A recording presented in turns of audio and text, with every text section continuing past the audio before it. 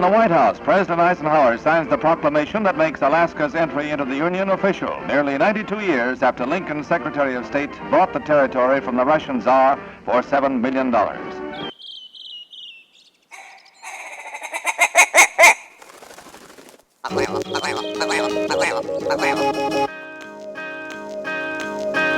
Alaska Wild Project podcast is brought to you by the following sponsors. Barney's Sports Chalet, supplying hunters with the best hand-selected gear since 1963. The exclusive home of frontier gear built for the rugged Alaskan terrain. Your one-stop shop for all your outdoor needs. Visit Barney's today at 906 West Northern Lights. Tailored Restoration 24-hour emergency home services, helping Alaskans restore their dreams since 1972. Services include fire, water, mold, post-emergency cleaning, repair, and remodeling. Give them a call in Anchorage, Eagle River, Matsu, or Fairbanks. Hit them up at tailoredrestorationalaska.com.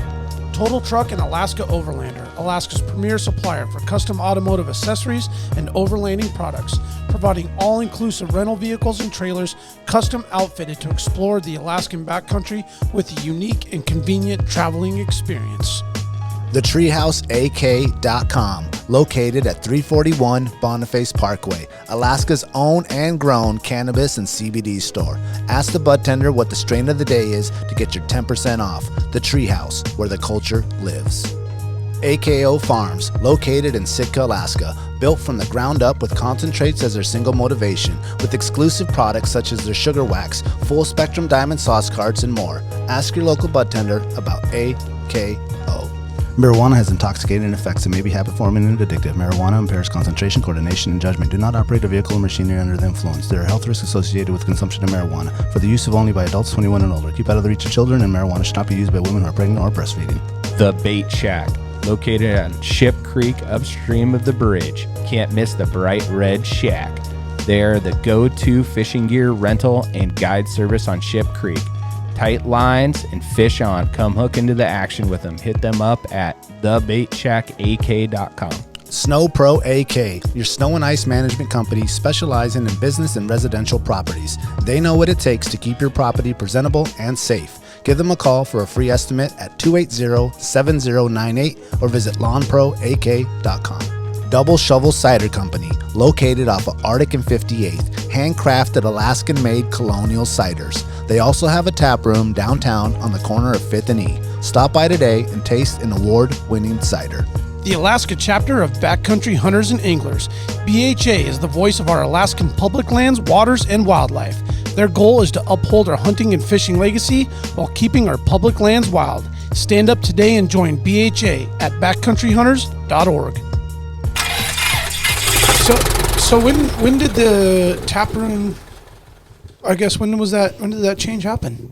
The expansion or the no downtown thing? Yeah, the no downtown thing.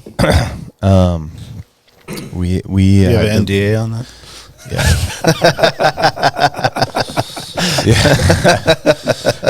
There's no monkey. No monkey in the room. Yeah, the monkey got in the place. We kind of had to close the partnership in the 1st of November. Oh, okay. Yeah, it was really heartbreaking for us. You know, I think COVID just really fucked up restaurants' ability to be profitable and, you know, being downtown. So, you know, we weren't associated with the restaurant side, but we did have that tap room on the other side. And, you know, with the restaurant closing, we had to leave. So I understand. it's a bummer. But on positive side, you know, the Kodiak thing is killing it. You know. Oh, it was so good to see Gideon. Nice. Yeah. I had the nicest chat with him, dude. Yeah. Like, I got to get the full, because, you know, we've heard the updates and how successful it's been through your lens and what's going on. Right. But the dude with boots on the ground there every day, talking about the community, the cidery, you know, him working in the back making the cider, finally building a team that he can really count on that's getting the work done. The relationship with the brewery across the street and how healthy that is. Oh, dude, I give him the biggest hug, man. You could just tell there's like relief and there's happiness and like it's all coming together finally, maybe. Does that sound right for him? It is. Yeah. Yeah. You know, it's it's something the community in Kodiak needed, like a little bit of vibrancy, and it needed to come from within. You know, Kodiak Gid is a Kodiak guy. Yeah. So that was really unique. And what's really great is, and we get this in a big town, but I think in the small town, you give that kind of intimate feedback, Yeah. And he gets it often. It's like almost multiple times a week, people will thank him for opening it, Yeah. And I mean, that's just really cool when someone's like not only willing to like come and enjoy your product at your place, but then also thank you for doing it and all the hard work. Yeah. He's doing cool stuff. He gets to screw around with a lot of kind of project ciders because he's making small volumes. Oh, right. So he has this whiskey barrel aged. It's a bourbon barrel aged cider that's on tap right now, and the barrel came from Anchorage Distillery. But Kellen, who was at Anchorage Distillery and now works for Gid down there, brought the barrel, and it turned out really good. He had it at the meat party. Oh, did he? Yeah, he brought a couple. Oh, crowlers. was that what that big can he had? Yeah, that was a crowler. Yeah, Okay, he's like stuck it in the snow, and I thought it was the dry. Yeah, because the extra dry. Because he got to pick whatever can he wanted as the crowler can, and so he took him and Galen took the extra dry can and then modified it and it says Kodiak. Oh, it does. But I didn't even notice that. Yeah, it's a cool little can. I didn't get to drink much this weekend, man. You didn't? No. Dude, dry weekend for you. I milked 3 beers over. Oh, good for you. Over what? I started at 5 and we left at 1, like 1:40, 1:30, 1:40. Oh, snap. Hold on, time out. Speaking about that. Yeah. Let me get caught up in here. The whole herd's coming in now. Well, what I realized with the growth and expansion of the meat party, and what I noticed, you guys were also in the loop, because I felt like I talked to you guys like twice. Yeah. The entire night. Yeah. Because I wanted to make sure everybody was welcomed and thank them for coming. Yeah. Which I genuinely really appreciated, people taking the time out of a beautiful Saturday in March. They could have been skiing, riding, ice fishing, snowshoeing. I mean, dude, Saturday was a fucking epic Alaskan spring day. Yeah, it was nice. And it looks like you had a huge group show up. Yeah. Overall, yeah. I felt like maybe from the start to finish, maybe 200 people probably cycled through there. I'd say at least that. Yeah. At least. And I mean, the venue was epic. The weather. Yeah. I mean, and our apologies to some people that maybe didn't get the invite because we forgot or we missed it. Like as you go down your list of your phone or your Instagram list, right, Tyler hit me up. He's like, "Looks like you're having a good time." And I was like, "Oh, no, man!" I was like, "Come down." He's like, "I'm in Soldotna." So our apologies, because lots of people hit us up afterwards, like, "Oh, I want to come next year. I want to come next year," and totally, you're invited next year. Yeah. But it's just like you just forget or you just pass someone by. You got so many people on your list, friends, and we have to keep it a private party. There's some like rules around that. So we're not going full Denina yet. It just like you said, man. No offense to any guests or supporters or anybody that, it was kind of a lot, and I think as we enter into year 3. We've learned a lot in terms of preparing an event and a venue and the preparation that goes into that. So we're just going to get better and better, and we're learning as we go. And but on that note, big ass thank you to everybody that came, that mentioned, that provided a giveaway for door prizes, took the time to come, even those that couldn't make it to throw a text or call or an email. Hey, can't make it, but thanks for the invite. Like all that, just and the food, man, just like the preparation. I was going there next. If someone's going to bring the food, you got to till it out. You got to defrost it. You got to think about what you're going to make. You got to time it right, so it's coming in hot. You needed to use the grill or the oven or the stove. I mean, I'm sure there was some stress on people to do that, to make something in that time frame. I felt like the first timers did a really good job of making food. Did you guys do a best taste award or anything like that? We didn't, but a lot of people were asking about that. Yeah. Next year we need to do some coins, like different color coins. Like you get like a gold coin that's worth like 10 points, and a silver worth 5, and a bronze worth 1, and then whoever has the most in their little jar at the end. Yeah, they win. And you come in, you get a little baggie with them or something. That's again an improvement there that needs to be made, and just build the pressure on it. Helps too if folks got like something to suggest. Yeah. Because like we're just thinking about the venue and make sure we got beer and the table set up and the DJ shows up on time and the prizes. It was just like a lot. But you're right, a taste, to announce a winner and having maybe a prize or some sort of compensation for that or something would be cool. Yeah. Like. Because you just got to build a trophy and it gets passed on. Yeah, we need a belt. Oh, yeah, belt. We need the meat belt. That would be awesome. The meat belt, yeah, dude, the belt. And the other thing about that venue, we didn't use any of the ice. Like we could have gone out on the ice right there, and had like shuffleboard or the beanbag game or whatever set up out there, and so you could have like some other like more entertainment stuff. It just helps people mingle a little bit. No, that's a good point. Yeah. And I think with just a little bit more planning, felt like we had it all covered. And then in hindsight, you're like, oh man, it was excellently executed party. Yeah. And I don't think anyone was. And the food was amazing. Yeah. Dude. The food was shepherd's pie. Oh yeah, I saw that. That looked good. I came home with that. Oh, you did? Yeah. Ooh, oh, right. I opened that up last night. And I'm like, because I didn't get to have any, and I wasn't sure the girls would like it, because Mom went out of town on vacation, so I'm on full I'm doing breakfast, lunch, and dinners, Shepherd's. So I busted it. I was like, "You guys want to try this?" And they're like, "I don't know." So I warmed them up a bowl and scarfed it. Yeah, I was like, "Yeah." You mean you didn't bring them the Rocky Mountain oysters? Those got mopped up. Man, that was a hit. Wasn't it? That was a hit, man. Every single girl in there was like, they wanted to try it. Yeah. The videos of the people trying it was hilarious. Yeah. Big shout out to the mayor, Adrian, for coming through with that. And just I just officially make him the MVP? Yeah, bro, he was MVP, man. This guy put in like 18 hours, and that was just there. Like not even all the pre. Like loading his smoker up in the back of his Ram pickup and dragging it into town. Like that was a. I mean, the guy did the crawdads, the gator, the sheep, the Rocky Mountain oysters. Just like, where did he get the gator? It's from big shout out also to LA Crawfish, Louisiana Crawfish down there. They ship that stuff all across the United States, and big shout out to them because the first order they came, there's like some sort of delay with whatever that Fed. I don't know. I don't want to say who. I don't know if it was FedEx or UPS or USPS or whoever, but they came and they were like dead, and they're supposed to be live. Okay. And so he called them up, and they just overnighted one like immediately. So it was there. So on the way to the meat party, he went to the airport and picked it up. Nah, man. It's so and the gator's a wild gator too. Like it's an invasive thing that they wild catch them, and they ship them out. Farm gator. I thought it was a farm gator, and then he clarified it was a wild gator. The crawfish were crawling around in the cooler.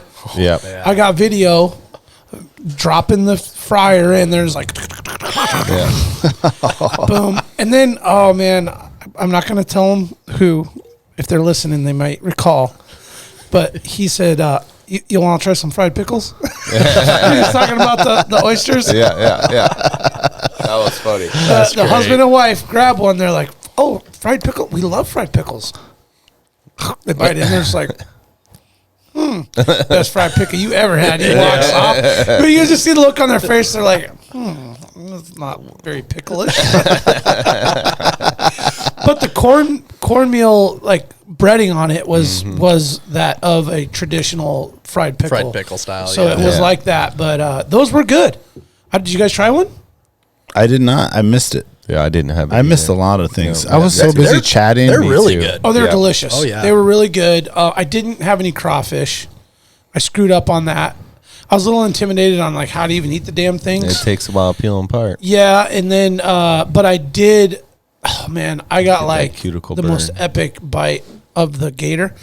So I helped him peel that thing off the smoker, and so it was like this is before or after the fire.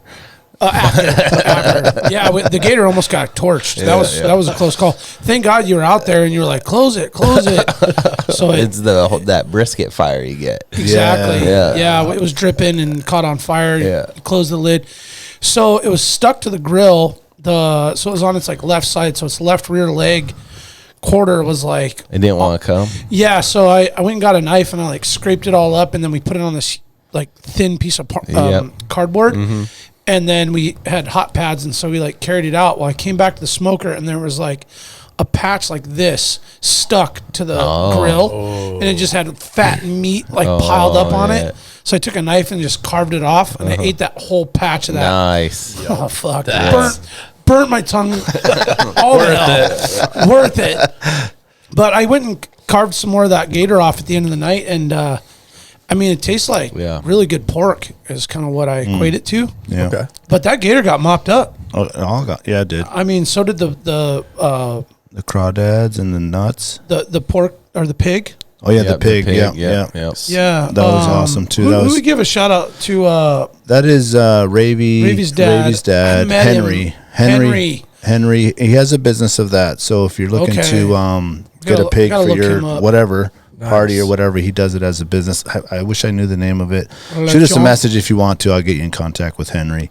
But he does the whole pig. That's his like personal business. He's got an awesome smoker thing that he has like in his garage. He killed that pig. I mean, it was crazy to walk around and just see all the shit was just like some ravens cleaned it off, dude. It was gone. God damn, this shit's gone. Yeah, but that Indian mule deer that Philip did was pretty incredible.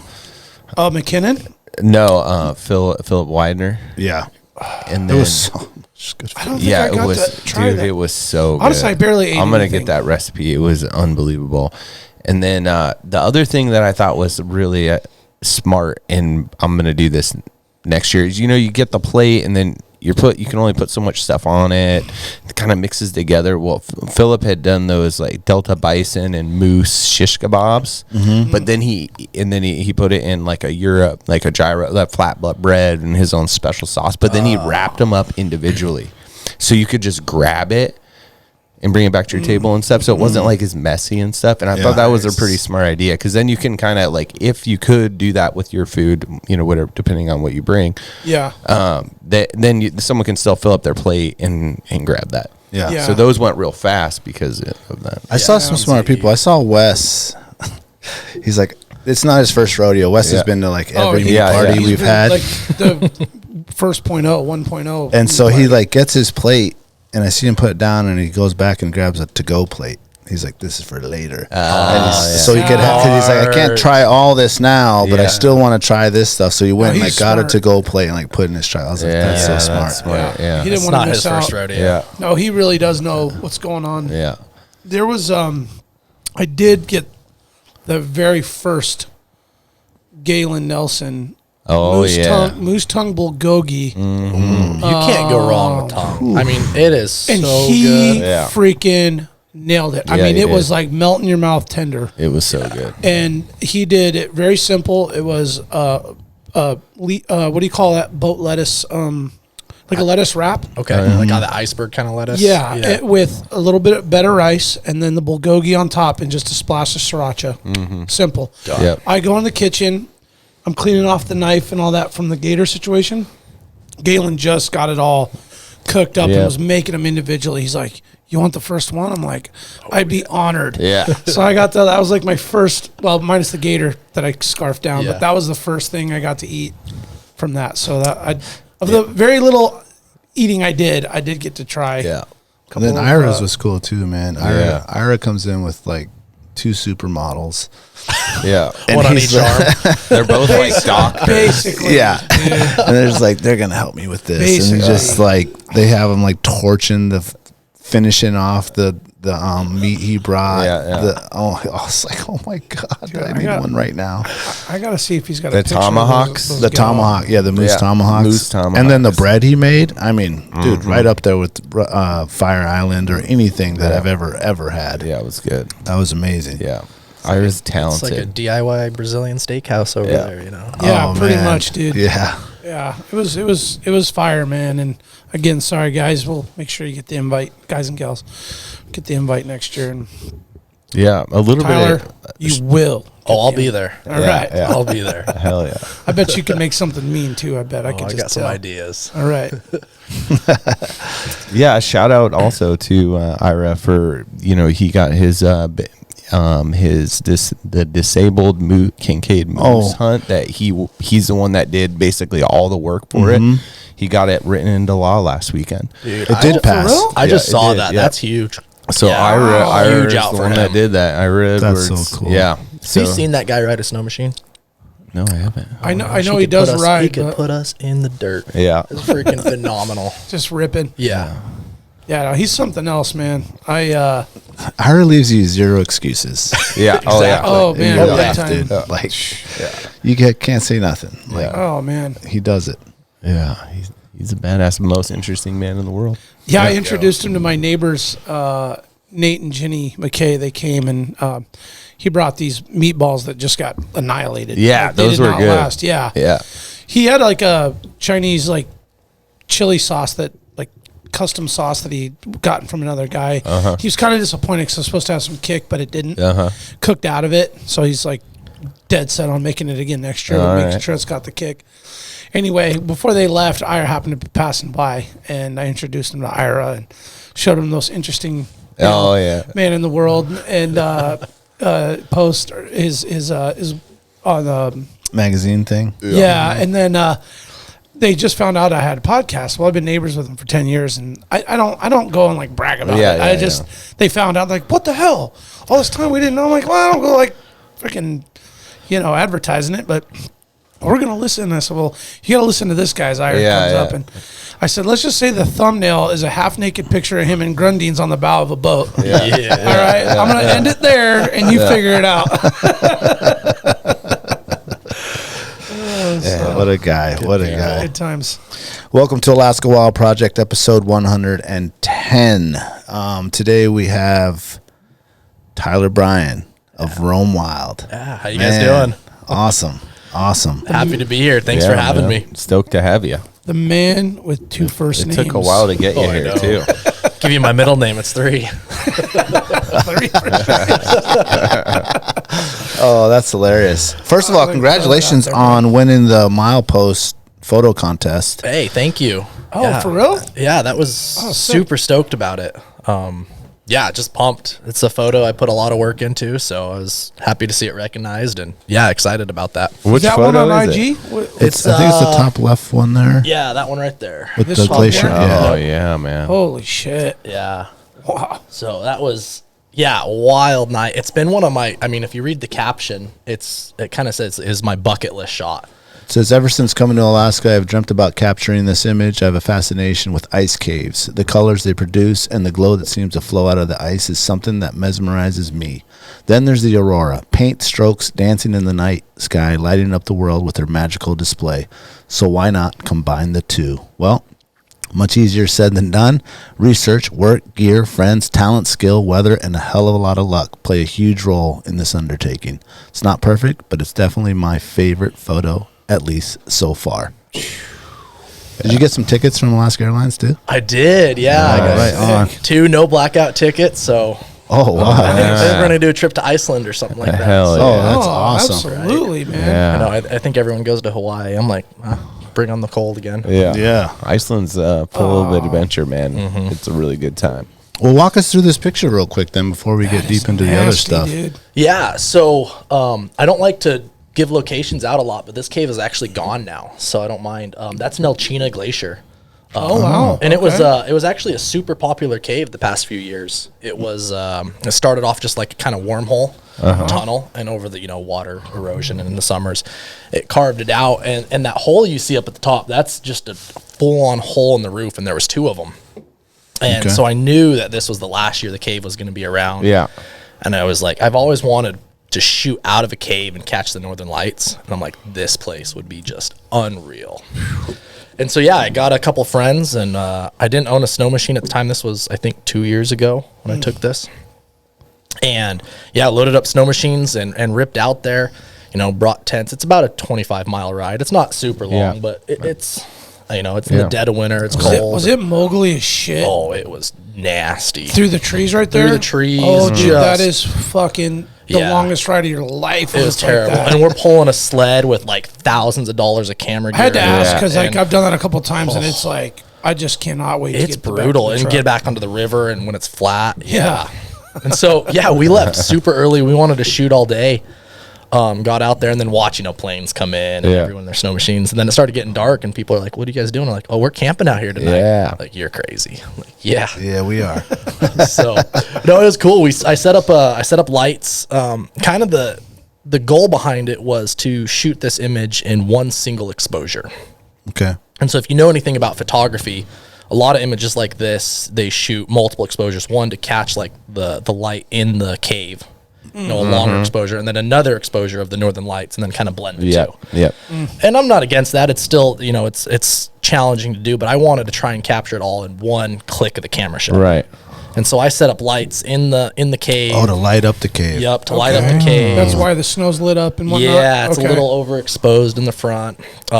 And then, you know, got a buddy of mine who was brave enough to, I think it got to like negative 35 out there that night, to camp out with me. And then the crazy part is we had awesome Aurora that night, but it was that cave doesn't line up with where it normally is in the sky. Oh, gotcha. Yeah. So we sat in that cave. I mean, and it was, you know, I mean, you got chunks breaking off the roof and it's dark and you don't know what's going to. It's a little sketchy. Oh, it's totally sketchy. And I mean, you're standing on, I mean, you've got ice underneath you, but you can hear the water. Yeah. Still, especially at running night underneath when you? it's just no sound. Oh yeah, you can hear it. And so everything's shifting and you're in this cave and those lights popped up in that tunnel for about 45 seconds. Oh, really? Oh, so you had to shit and get. I mean, I was just frantic. I had everything set up, and we waited for probably 2 hours for those lights. I mean, they were out. You could see them, and I'm like, no, we're going to stay in the cave. Wait for it's them going to to happen. drift over in front of the hole. And I had a 45-second window, and I mean, I was just like, yes, I got it. Yeah.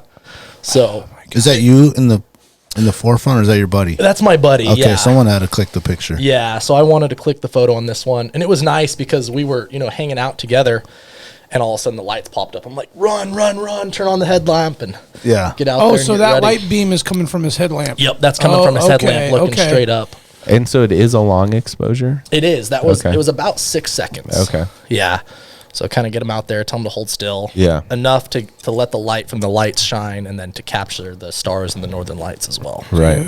And it looks like they moved a little bit during that exposure. Yeah. Yeah, it definitely. With that little gap in the middle, you mean? Is that what? Or like the light is kind of like moving down. up. Oh, okay. Yeah. Did you get a couple shots out of that? I did. 45 seconds? I got about 5 shots, 5 usable shots. So there's a couple like different variations of that with the northern lights. You know, every photo of the northern lights is different. Sure. Yeah. It's moving. Yeah, it's moving constantly, and however long you have your exposure set. But yeah, that was just I was stoked. I was like, this is a quintessential Alaskan photograph, and it's something I've always wanted to shoot. You're kind of lucky you didn't give me a moon right there. Oh, I know. Oh, moon in there. Oh man, dude, photobomb the moon, right? That's it. That Geo chain. Right. Yeah. Well, and you, it's not like you just got this out at like Portage Glacier or nothing to take away from that location, but that's a pretty remote, logistical challenge. Alaska. It's like, I mean, it's a couple hour drive out of Anchorage, a couple hour snow machine ride. Haul out the gear and tents, and then, like I said, and this isn't at like 2:00 in the afternoon. Yeah. 2 in the morning. Yeah. Freaking negative 35. It was ripping wind out. Oh, was it? Oh, it was howling. We set up like inside the cave to get out from the wind because you're just in those glacier flats when you're not. Oh yeah. Yeah, and it was there's no protection out of that. It was just howling. How was this? Oh, go ahead. No, go ahead, Jack. Did you bring an Arctic oven? Or? No, so I've just got a North Face tent, one of those 4 seasons. Yeah. So brought that out, and it does the trick. Yeah. Buddy heater. Yep, buddy heater and good sleeping bags. And Yeah. I mean, it's one night. Yeah. You can survive it. for one Did you night, guys crack some beers after you got the shot? So totally forgot all drinks. I'm renowned for that, for packing camera gear and everything else. Getting out there, I'm like, I forgot beer. Oh no! I know. Actually, that probably wasn't a beer trip. That's probably like a whiskey or a bottle something trip. to warm you up. Yeah. It was definitely celebrated back when I got back. There you go. Yeah. Nice. But man. it's cool, that photo was taken a few years ago, and it's cool to see the recognition. I thought it was a great photo, and it's just cool to see that recognition come full circle on it, because I did put a lot of work and thought and energy into that one. So I was pretty excited to get that award. Yeah, man, it's congratulations. awesome. That is thank you. Awesome. Yeah. And for people that want to see it, it's RoamWild_ on Instagram. So there's several other like Roam Wild or AK Wild or AK Roam. So make sure it's Roam Wild, all one word, _ at the end of wild. That is so to check that out. And then I'm curious what the milepost, where it's going to be. Yeah, I don't know. Because normally the picture is like a road picture, right. like the road and the mountain or the road. But maybe they already played that out and they're going to put that one on. Maybe. It would be cool to see that on the cover. But is that the same night right there, Tyler? It is, yeah. Okay. So that's shooting from like out in the glacier flats, like looking right into toward the cave. Yeah. Okay. Lighting it up with a headlamp and some lights. Oh, man. That's awesome. It was a pretty wild night. This is after I had taken that shot. I had that 45 seconds, and then we came out and I kind of set up for some other shots shooting really to the left of this photo, and the lights came back. Oh, perfect. For just a little bit, Yeah. But by that time, I had already kind of cleared up my shot in there, but that one worked out pretty cool too. Oh, this one's, that is a magnificent shot, the first one, but this is a cool view too. Yeah. If you flip it upside down, it literally looks identical to like a dragon's eye. Kind of nerdy. Yeah. It's kind of cool. I could see it. Now, did you light up the cave there too? Or is that just from the headlamp? That's just from the headlamp. Wow. Yeah. Wow. Yeah. That is rad. It's a photo technique. They call it light painting. So when you do long exposure photography, you can use like a flashlight or a headlamp to literally paint your subjects with light as you're taking the photo. Got it. I just like how it brings out the color of the the ice. Like how blue it really is. Yeah. And I get a lot of questions when people see this and they're like, what is it? Because I guess if you're not familiar with Alaska or the Aurora ice caves, you would look at that and be like, I have no idea what this is. Yeah, or is it photoshopped, or is it is that a wave? Is that ocean? Right. Like, I could see that. There's some confusion. So it's kind of cool to get those messages and to explain to people, this is an ice cave, and then they start to put it together and figure out what it is. Okay, I get it now. It looks like out of this world. It does look like the dragon eye, doesn't it? 100%. Yeah. How about the stars, man? Mm-hmm. There's just nothing like winter, remote darkness in Alaska and the stars. Oh, they're incredible. Because for me, being in, living majority of the year in Anchorage, there's so much light pollution in the wintertime, especially. You just don't see the stars that good. Yeah. There are nights, and there are areas you can go up on hillside and go some spots where it's not so bad, but in general, the light pollution's so bad you can't really see it unless you get out of town a ways. And that's got me wondering what lifetime in Alaska. I've seen a lot of northern lights, but there's one that stands out to me, and I'm curious on your guys's what is like the best show you've ever seen. Mine, I was on a moose hunt in the White Mountains, and it was the most epic of all times, all the way green to red. Yeah, you know what I'm saying? I've only seen red maybe a handful of times, and it just feels like it's just like piercing you. It was like it's just on top of us. You can literally hear it. Yeah. You can hear it. Yeah. Exactly. What about you, B? I got two, actually. Probably the most magnificent visually was out at the Witt family farm property out in Big Lake area. August, September, it was Labor Day weekend. And we got the full pink, red, green. It was like blending and dancing so aggressively. It was hard to keep up with. It was flying back and forth.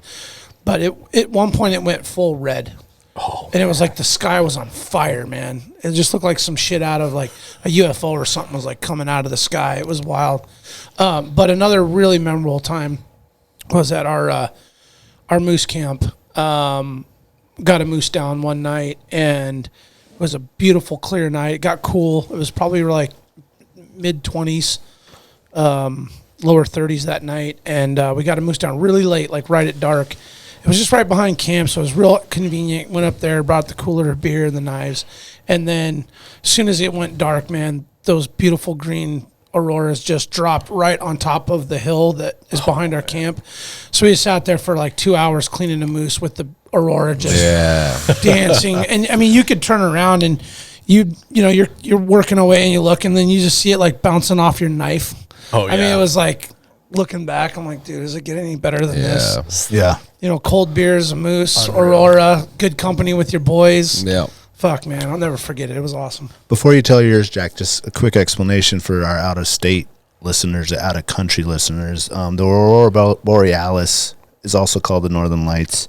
It is solar winds coming off the sun explosions that come and the winds interact with our with our atmosphere. Factoids. And the difference of the colors is how deep they penetrate our atmosphere. So green is the top layer, and as it gets deeper, it goes from green to blue to red.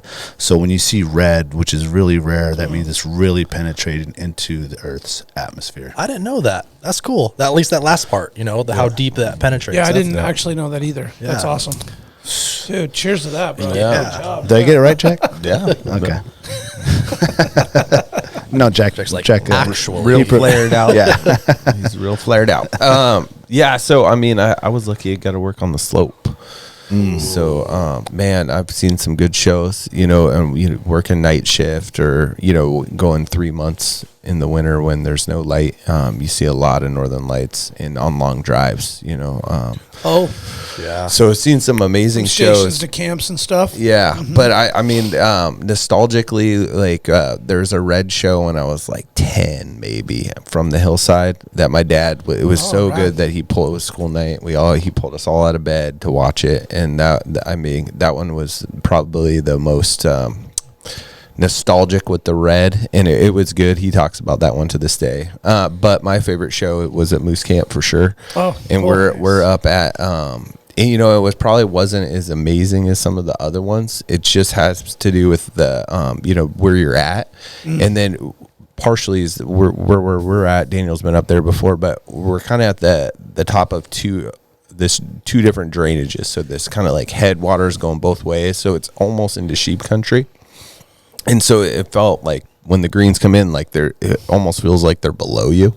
Oh wow! You know, and you know they're not, but it feels that way. And so anyway, just all around these, you know, this high valley, and it was really, really, really pretty, and lots of moving around the mountains and stuff. Well, it's in a special place. Yeah, a place that's close to your heart. There. You know, no fire, just everyone sitting outside watching, just gawking. Yeah. And those happen a lot up there, which is nice. But yeah, that's awesome. That's mine. Yeah, was that your cream of the crop there? Actually, no. So I've got 3 that really hit home for me. Yeah, let it rip. One was not Alaska; it was Utah. Oh, really? Oh, and I was in like 2nd grade, and it wasn't even magnificent or great. Yeah. But I remember my dad. We lived in this little tiny farming community, like 300 people, and my dad woke us all up in the middle of the night. And we went outside and we climbed on the roof and we were able to see the northern lights on the horizon. Yeah. It was one of those crazy shows that you could see it down there. So that was the most like just memorable. Yeah. You know, that was my first intro into it. That's a good plug, man. Yeah, that was sweet. Give Dad a shout out. And then my other one is also in the White Mountains. I was on a solo caribou hunt. It was my first year in Alaska, my first caribou hunt ever. I had no idea what I was doing with caribou. You're brave. And I was 2 miles out. And I shot this bull caribou, and at the time I thought it was awesome. This huge caribou. Yeah, it turns out it was tiny. Didn't know anything about caribou. Grew up elk hunting. You got a caribou though. Right? That's all that matters, man. Shot it right at sunset, and it was like as soon as it got dark, the lights just exploded. Yeah. And it was one of those like, I'm new to Alaska. I've been here for a year, if that. My first Alaskan big game hunt. I'm out here alone in the middle of nowhere, hauling a caribou on my back. Not even needing a headlamp because the lights are so bright. Yeah. It was just amazing. I made the right decision. Yeah, it was absolutely unreal. I'm staying. That's a great story. Yeah, that one will stick with me forever. Yeah. And then my third one was actually just recently that really big show we had a few weeks ago. Yeah. A company. I missed that, man. Yeah, a company I do some photography for. We took a helicopter out. And so we watched we took the Northern Lights. We took a helicopter up. Photo. Yeah. Oh, you saw it from the sky. Yeah, so There it is, we'd right see them from the Wow. sky, and then we took the helicopter out onto Knit Glacier. Holy shit, dude! And Look how lit up it is. Yeah, it Looks was. like That's the light from Yeah, the Aurora, right? it was insane. And we had a really bright moon that night, too. So it lit everything Oh up. my But god!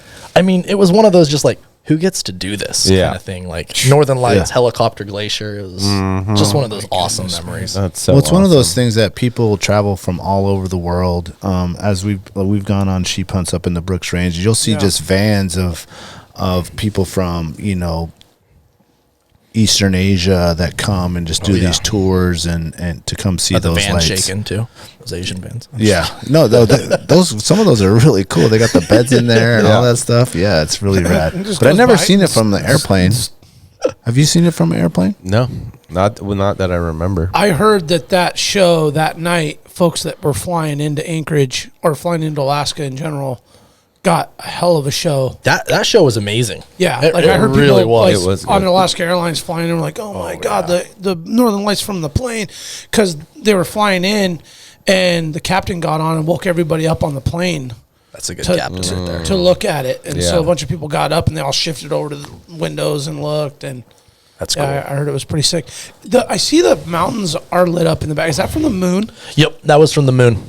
Oh man, that is so cool. Yeah, that show would have been so much more incredible had we not had a moon that night. You know, like to really make Oh, it 'cause dark. it polluted it. Yeah, a lot of Oh, you don't wow. think about how much light pollution comes from the moon, but it's way more than like your Right. at least especially to like a camera sensor. Sure. Oh, right. You know. Okay. Yeah. I mean, so- look at like all the caribou and moose. Like if you're out hunting and there's a on full moon moon, cycles? like you might as well sleep the next day. Yep, 'cause you they're might as not well. coming out. Yeah, same thing with fish. I mean, when you're fishing on moon cycles, Yeah. oh yeah, it makes a big difference. So moose will not come out on a full moon. Well, No, they were out they- all they night do. eating and feeding, so you don't see as many deer and all any animal that can Feed at night. yeah. Oh, I see. Yeah. yeah, because they can see. It's just like daytime for them essentially. Yeah. They're- Yep. Same with fish. Yeah, I didn't really think about the fishing, but yeah, that's a real thing too. Oh yeah, huge. Especially, I've got a lot of friends. I used to. I was a fish guide, but yeah, moon cycles on like king fishing and fishing on the Kenai. Yeah. you don't really notice it because there's so many fish. But if you do this day in and day out, you start to notice the moon cycles and tide cycles and how the moon, like on especially full moons. Usually your fishing is phenomenal. Like early mornings, late evenings, because those fish yeah. are coming alive. Yeah. and they're ready to go. So it's just little things like Yeah. that you start to pick up on when you do it. Yeah. Or if you Every day. get married for a long time. Yeah. Exactly. It's a full moon, baby. You know what that means. Yeah, I was just thinking that the definition on the glacial ice behind the helicopter. I mean, look how well you can see it. It looks like daylight. I mean, really close. Yeah. It's crazy. I've got probably 400 images from that night. I'll have to show you guys, but some of them I had people messaging me like, "This is Photoshop. This is so fake." Yeah. because it looks like daylight. I'm like, no, this is literally exactly what it looked like out there to us. That would be a mean painting. Oh yeah, Someone like made a painting out of that. you'll get Meg to do that. Yeah, there you go. Good idea. Meg would She kill would that. kill that. Yeah, she Yeah, would. absolutely. So did you get some from the air as well? Yeah, a few. It's hard to shoot from long exposure from Yeah. anything mobile. Yeah. I took out Shakes and moves. Yeah, shakes and moves. But yeah, we got some pretty cool shots like out of the helicopter cockpit of the lights out there, which is neat. And then they were so bright and there was so much light out. We got some pretty cool video of the helicopter like flying with the lights behind it as yeah. well. So That'd be rad. You Yeah. got some great it was a Aurora while back. Borealis. How many late shots. nights have you had chasing the lights? Oh, so What's that? many. Hatchers? Yeah, up at Yeah. Hatcher Pass. That funny enough, that was on my birthday, like the night of my birthday, and I remember taking that shot and then just laying on my back and just watching for like 2 hours, just sitting there. Yeah. It was awesome. Yeah. But It's just one of those things you just stop whatever you're doing and you just stare. You're Yeah. just like, oh my God. it's this is unreal. insane. Yeah. Yeah. The universe is telling me to connect with it. Right. Yeah. Exactly. Yeah. And that's something I've been focusing on, at least with my photography. Like nowadays, especially with iPhone cameras, like everyone can take a cool Northern Lights photo. Pump your saturation up. It looks good. like, I want to put something cool in the foreground. I want it to be interesting and then have the lights there as well. Yeah. That, you know, that puts more effort into it, a little bit more work, and it makes it kind of fun. It does make it stand out, because you've all seen just like the lights, you know, or just the mountain and the lights. But adding like that picture that you have right there with the little cabins that they have there, or the helicopter. Yeah, that was a nice touch, man. Your buddy with the headlamp. Or if you scroll up to the top of my Instagram, there's one from, it was what, like 4 nights ago, the light show we had. It was a decent show. That one with the reflection, the lake. So this was what was open. Yeah, I know. So this was Kenai Lake. Usually Kenai Lake freezes solid. Yeah. And I've been paying attention because I do a lot of paddleboarding. And I've been paying attention to it, and there's about a 300-yard gap that's open. Oh. So drove out there, pulled a buddy, you know, I'm like, we're have to hike about a mile out there. I'm like, but I know we're going to get reflection. Yeah. Something that usually doesn't happen, you know. And to the general observer, yeah, they don't know. You know, but like that lake is never open. Is this the curve? Catch that. Is this a curve around to the bridge over here? No, so the bridge is way back left. Okay. Oh, you're on that Snug Harbor side. Yeah, it's on Snug Harbor Road. Oh, you're looking. This is going back. That's going back to like Seward. Yeah. Oh, okay. So right there where the thing is the Porcupine Island. Yeah, and then Cooper Lake's way back off right. Okay. Yep. Understood. All right. Yep. It's called what? Waikiki Beach? Yeah. Okay. Yep. Don't go looking for it, folks. Yeah. Just keep that one on the down low. That's blowing up, man. That used to be a super secret spot, dude. Oh, there's nothing secret about it. Not anymore. I mean, and you guys have all grown up here, right? Yeah. So I've been in Alaska for 4.5 years, and I found that spot on a whim. Like, I'm one of those guys that I grew up in Arizona and Utah. So dirt roads, that's what we did. That's your jam? Yeah. So I came to Alaska and I'm like, what the hell? There's no dirt roads. Yeah. There's nothing. Like, I swear to you, I've driven every dirt road in the state, like south of Fairbanks. Yeah. Because I'll just get out and I'm like, oh yeah, I'm going to drive that. Yeah. And that's how I found that beach. And the first time I went out there was a full-on school bus on the beach with a trampoline and then guys with cannons shooting cannonballs into the lake. I'm like, oh, really? This place is cool. We're coming back. We got to come back, right? Awesome. Have you been up Brooks Range area? Not a ton. Okay. No. A lot of my exploring has been, you know, kind of really Fairbanks south and not even that far up, but it's on my list. You know, this state is so big that it's one big dirt road. Yeah. That's pick and choose. Right. We might not have a lot, but we got one long one. One really long. That's right. It adds up. I actually had a really cool, instance that happened on Kenai Lake. So last week we were at Double Shovel, met with Lowell and James, and they had the Avi. What was that called again, officially? The Mountaineering Avalanche. It was like a very. I wouldn't say class. It's more just like. It was like a crash course to like avalanche awareness. Definitely, it was like an intro. Hey, if you want to learn more. Yeah. And then I forget the gentleman's name. He did actually. I got to give him a shout out. I do apologize. I forgot his name. He did a great job because he was like, man, I'm not really a professional, but his presentation was great. And so he was just sharing all the kind of maybe like unpopular times of year that you have to watch out for avalanches, like guys spring bear hunting and guys even like fall moose hunting up in the mountains, and just crazy instances where there's avalanches when you would least expect it. Right. So it got me thinking. About 5-6 years ago, I'm on Kenai Lake, and we're out there just trying to get a kind of an initial run the boat, go on a camping trip. It was just me and my buddy Eric just doing a quick overnighter. Hadn't had the boat out yet, so I just figured I'd take it out to the lake. And we get out, we go across by Ship Creek, go around the corner, about halfway to the Seward side, come back around, and it's raining. It starts pissing rain bad, really, really bad. So on that left side of the lake, it's north facing, so it's in the shade. On the south facing side, it's melted. There's no snow, and it's just bone dry. So you look one side, tons of snow, other side, none. We go back to camp. We start cracking beers and making lunch, and I hear this whoosh sounds like an airplane crashed in the lake. And I'm like, what the fuck was that? And I look up above him and I see this like cloud of white floating in the air. I'm like, what the hell, man? So we push the boat off real quick, rip around the island and go out there. An avalanche had come smashing off like 3,000 foot peak. Oh man! Bam! Right in the lake. In just 30 minutes, 30 minutes before that, we were just over there cruising the shoreline, just looking up, bullshitting, not really thinking anything of it. And then there's like, I don't know, 3 football fields long of snow and ice just flowing out onto the lake. Oh, wow. So it smashed the lake. And I'm thinking, man, it probably created one hell of a wave. Yeah, did you see any waves? When I finally got the boat around, I think it had dissipated. Okay. So you kind of see like a long swell that was still traveling the other direction. Yeah. And the lake's narrow. So I think by the time we got around it, it had already pushed across the lake. Okay. But where the snow, I mean, it was like so thick, it was piled on top of the water. Oh, wow. Where it came in. Right. And that's a deep lake. It drops off quick. Oh, too, man. so. And it was like piled up. It was slowly like sloughing and then piling into the lake. And I'm like, holy shit, dude.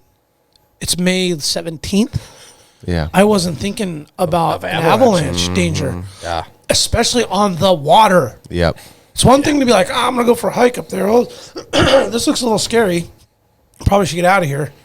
I'm like, dude, if you were just putzing around or on a kayak or something right there, you'd be toast. You'd be toast. Well, that's a good point. And then he shared a story in a photo of the guy that does the avalanche forecast. Yeah. The actual official dude. Yeah, Graham Prediger. Decided not to go on a skiing trip and take his kayak out to go kayaking to watch an avalanche smash into the lake that he was kayaking in. And take a photo. Oh, wow. So he avoided an avalanche Yeah. to get his kayak in the water just to see an avalanche smash in the lake that he's kayaking. Yeah. So, and that's cool word that to the wise. you were doing that, bringing awareness to hunters and outdoorsmen. Because, I mean, you always have the AVI courses for your backcountry skiers, your heli skiers, Yes. Yeah. Yes. But, like I remember doing a Kodiak goat hunt in the spring. And oh man, the avalanches we heard and saw down there. Like, we're just hunting. You don't think about that when you're focused on killing an animal and everything that comes along with that. Yeah, the last thing on your mind is an avalanche. Yeah. And he highlighted that a lot. He showed pictures like of guys like ptarmigan hunting and goat hunting. And he's like, boom, look at right here, look at right here. Yeah, just times where that's the last thing on your mind, like you said. Yeah, guys aren't packing avalanche equipment. On a goat hunt? No. I mean, you should now that I know. But I mean, until you see it. So I'm like, oh, I remember that happening that day, and I was like, oh, that was crazy, some crazy Alaskan shit. And then seeing that presentation, got my gears really turning. Because just a couple of years ago, I decided to go do a little solo bear hike or bear hunt into a valley, and avalanche had already come down. And then he mentioned, man, I'm so terrible. There's a lot of information. There's avalanche. There's like super danger areas, like traps, where you can get yourself into spots where you're like, it's like a valley, kind of like or there's different variations. Get a name of it though. Yeah, like a something trap, I think is something along those lines. Anyway, and I remember going up in there that morning. It was frozen, so I was walking on top of the snow. Avalanche had come down earlier in the week or whenever. So I used the avalanche to climb up this hill as a pass to get up and get elevation. Spotted a bear, watched it for a while, ended up being a sow with cubs. And I'm like, all right, cool. That's obviously can't take that thing. And it started getting warmer that day. I decided, well, I'm going to come down. And as I came down, the sun had shifted down onto that snow, and I fucking post-holed to my waist all the way out. So the worst thing I could have ever done was take a bear. But thinking about that, again, that AVI course or awareness course, again, that was not a very safe place to be because the sun swings, it gets warm, starts shifting the snow around. Yep. And I'm like, all right, well, moving forward, I have a lot of awareness now on my preparation, my location, which way is the sun swinging and facing. There's a lot of things to think about. Way more cognizant about. Thank goodness I didn't get in any trouble. Yeah. But I've willingly put myself in some situations, spring bear hunting in like early to late or mid to late May, when I wasn't thinking that was going to be a danger, but it is. Yeah, I've been up in the mountains. Again, same thing, spring bear hunting. And I have a little bit of experience, like, backcountry skiing, and I've taken my AWP courses, so, it's always on your mind. From Utah and whatnot, yeah. And so, like, my buddy's like, oh, yeah, we're going to go up this line and climb up here to, I'm like, no, we're not. They're like, why? Like, that's just asking for an avalanche. And that's literally, like I said earlier, that's not even on their radar. Yeah. I'm surprised we don't see, more accidents come from that than. Yeah. So. Yeah. Thankfully. What's the avalanche report? Do you know the website? What it is? I know I just have it on the Instagram. Alaska Avalanche Center, right? Or is it Chugach Avalanche? There's one for the Chugach. There's two. There's Chugach Avalanche. Yeah, and we're supposed to have them on the show actually like a year ago. It just kind of.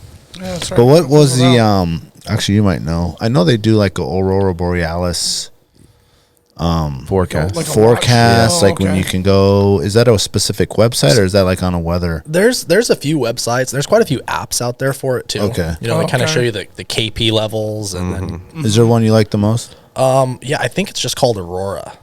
But, so many people focus on like the screen and looking at that. Your best app, at least if you're in Alaska, is Facebook. Get on Facebook. Oh, because people are gonna be like, oh, they're out. Yeah. They're here. There's a couple Facebook groups like the Aurora Borealis notifications group. Okay. And Gotcha. I think like 90% of those folks are from Alaska. Yeah. And then the other like 10% are like Sweden. Not Sweden, but Iceland. But that's a good spot to, because you can have the best data in the world and still not see lights or it can be cloudy. So to jump on that and people like, oh, we're seeing them here. And people will post their locations like we're seeing them up in, Hatcher Pass or up in Glen Allen or they're not like hiding the info. No, it's for that. No, not for that one at least. But more than an app and anything is just go out. You've got to have the patience to go out and sit out and brave the cold all night long. Just know it's going to be cold. It's going to be clear. It can be possible. Yeah. Let's get out there. And sometimes some of those best shows are 30 seconds long. Yeah. It could be nothing and then all of a sudden the sky all night just for just blows 30 up. seconds.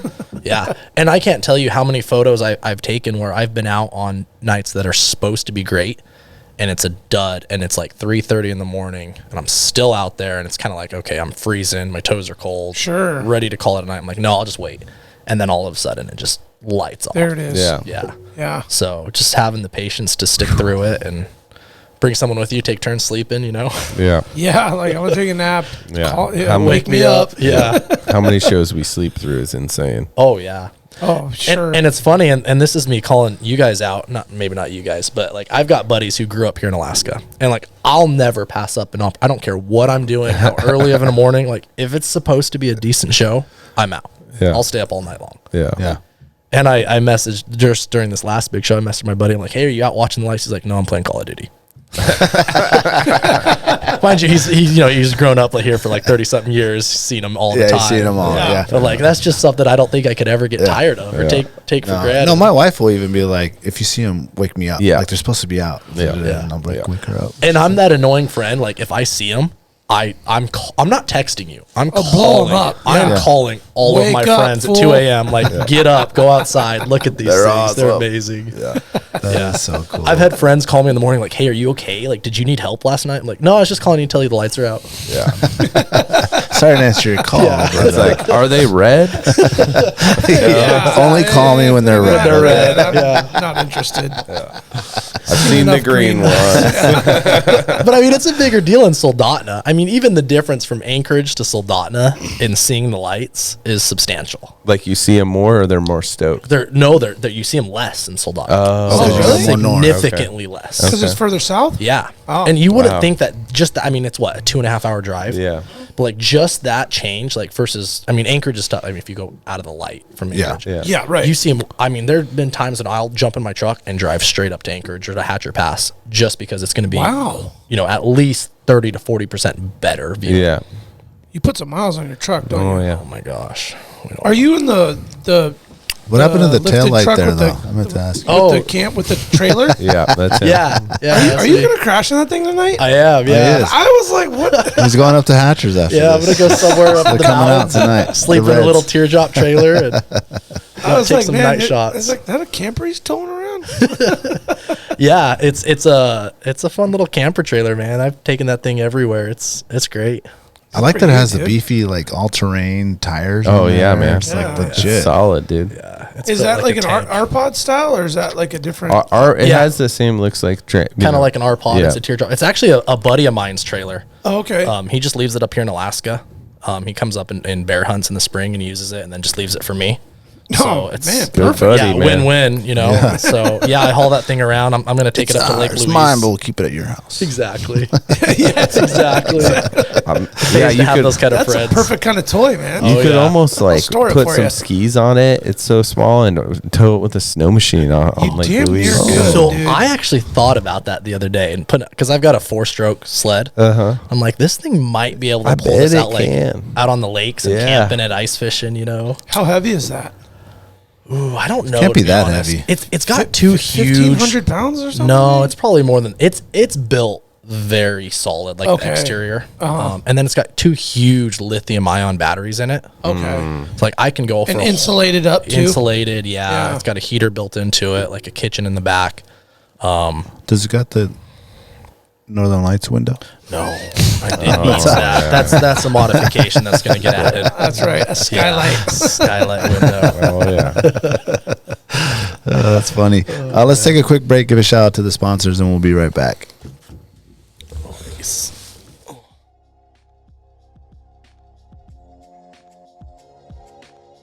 Barney Sports Chalet, supplying hunters with the best hand-selected gear since 1963. Barney specializes in supplying hunters with the absolute best Alaskan-proven gear on the market for some of nature's most rugged and demanding terrain. Whether you're headed to the remote volcanic islands of the Alaska Peninsula in search of a brown bear, or the shale-infested glacial valleys of the Brooks Range for Dall sheep, it is critical you choose the right gear for your dream hunt. Don't miss Barney's exclusive brand, Frontier Gear of Alaska, tested from the high mountains of Tajikistan to the extreme conditions of Alaska. These products were designed for high performance and durability. Frontier Gear was derived from decades of experience hunting big game in Alaska. Paired with other top brands, it provides you the absolute best gear selection anywhere in the world. Stop in at Barney Sports Chalet in Anchorage on Northern Lights or check out their custom website and reference tool at barneysports.com. The Alaska chapter of Backcountry Hunters and Anglers. BHA is the voice of our Alaska public lands, waters, and wildlife. From national level policy work to engagement with boots on the ground projects from Kotzebue to Ketchikan. BHA performs public land cleanups, hunting and fishing clinics, and community education to help take your game to the next level. BHA's community-minded goal is to uphold our hunting and fishing legacy while keeping wildlands wild and fostering the next generation of sportsmen and women for years to come. Make sure to follow BHA Alaska for upcoming events, local brewery pint nights, and more. Stand up for Alaska public lands and waters by supporting the Alaska chapter of Backcountry Hunters and Anglers. Join us today at backcountryhunters.org. The Treehouse AK, your one-stop dispensary located at 341 Boniface Parkway. Be sure to ask the bud tender about their deal of the day, because honestly, there's always something good on deck. And guys, listen, this is where the culture lives. At the Treehouse, their dedication to servicing consumers has been developed through a lifetime of involvement in the cannabis culture. They're committed to providing the highest quality products at whatever value your budget affords, while always maintaining the deep-rooted principles that have carried them this far. Their focus is on relationships over transactions, and you can always depend on them to treat you with the respect you deserve. Hit them up at thetreehouseak.com, and remember, you must be 21 years of age to enter their store. Balancing that bitterness. So we kind of figured out how to do that by If you have a business and you're interested in advertising with us or being a sponsor, hit us up on alaskawildproject@gmail.com. If you're a regular guy and you want to support the podcast, patreon.com/alaskawildproject, or go to Barney's, hit them up for a hoodie or something like that, or alaskawildproject.com for any of the merch that we have coming out. Thank you for all the sponsors for their support. Yeah, we're packaging up a new sponsorship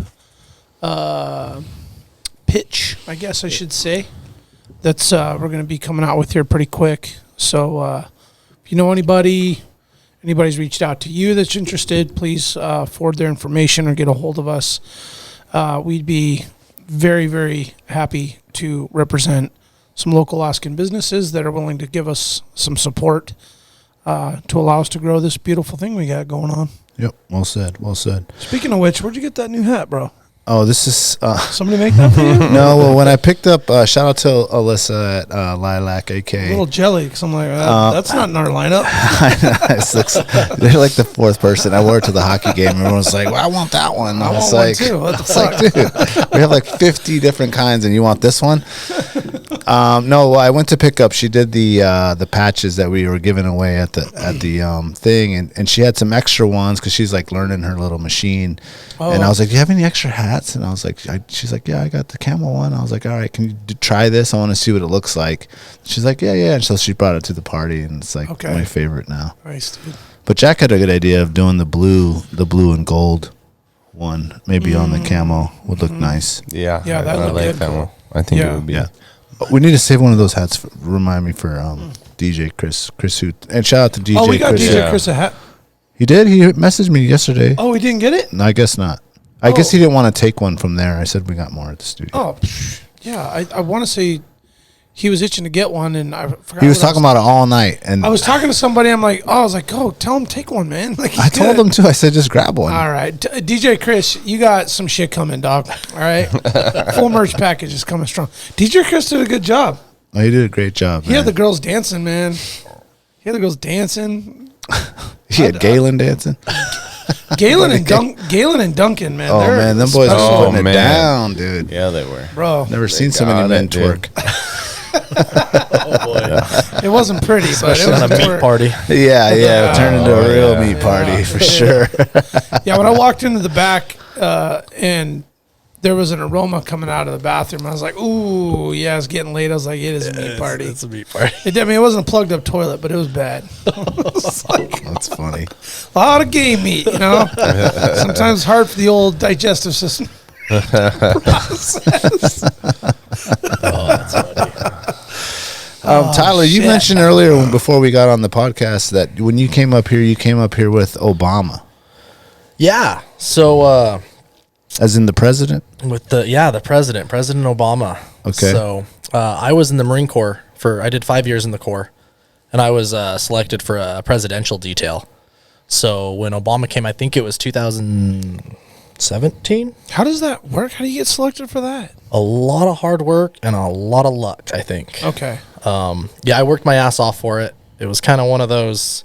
There's 4 Marines in the West Wing of the White House, and I was one of the 4, and then the NCOIC, all the military guys, non-commissioned officer in charge of the Marines in the West Wing. So it's a super unique billet in the Marine Corps. There's 4 in the entire,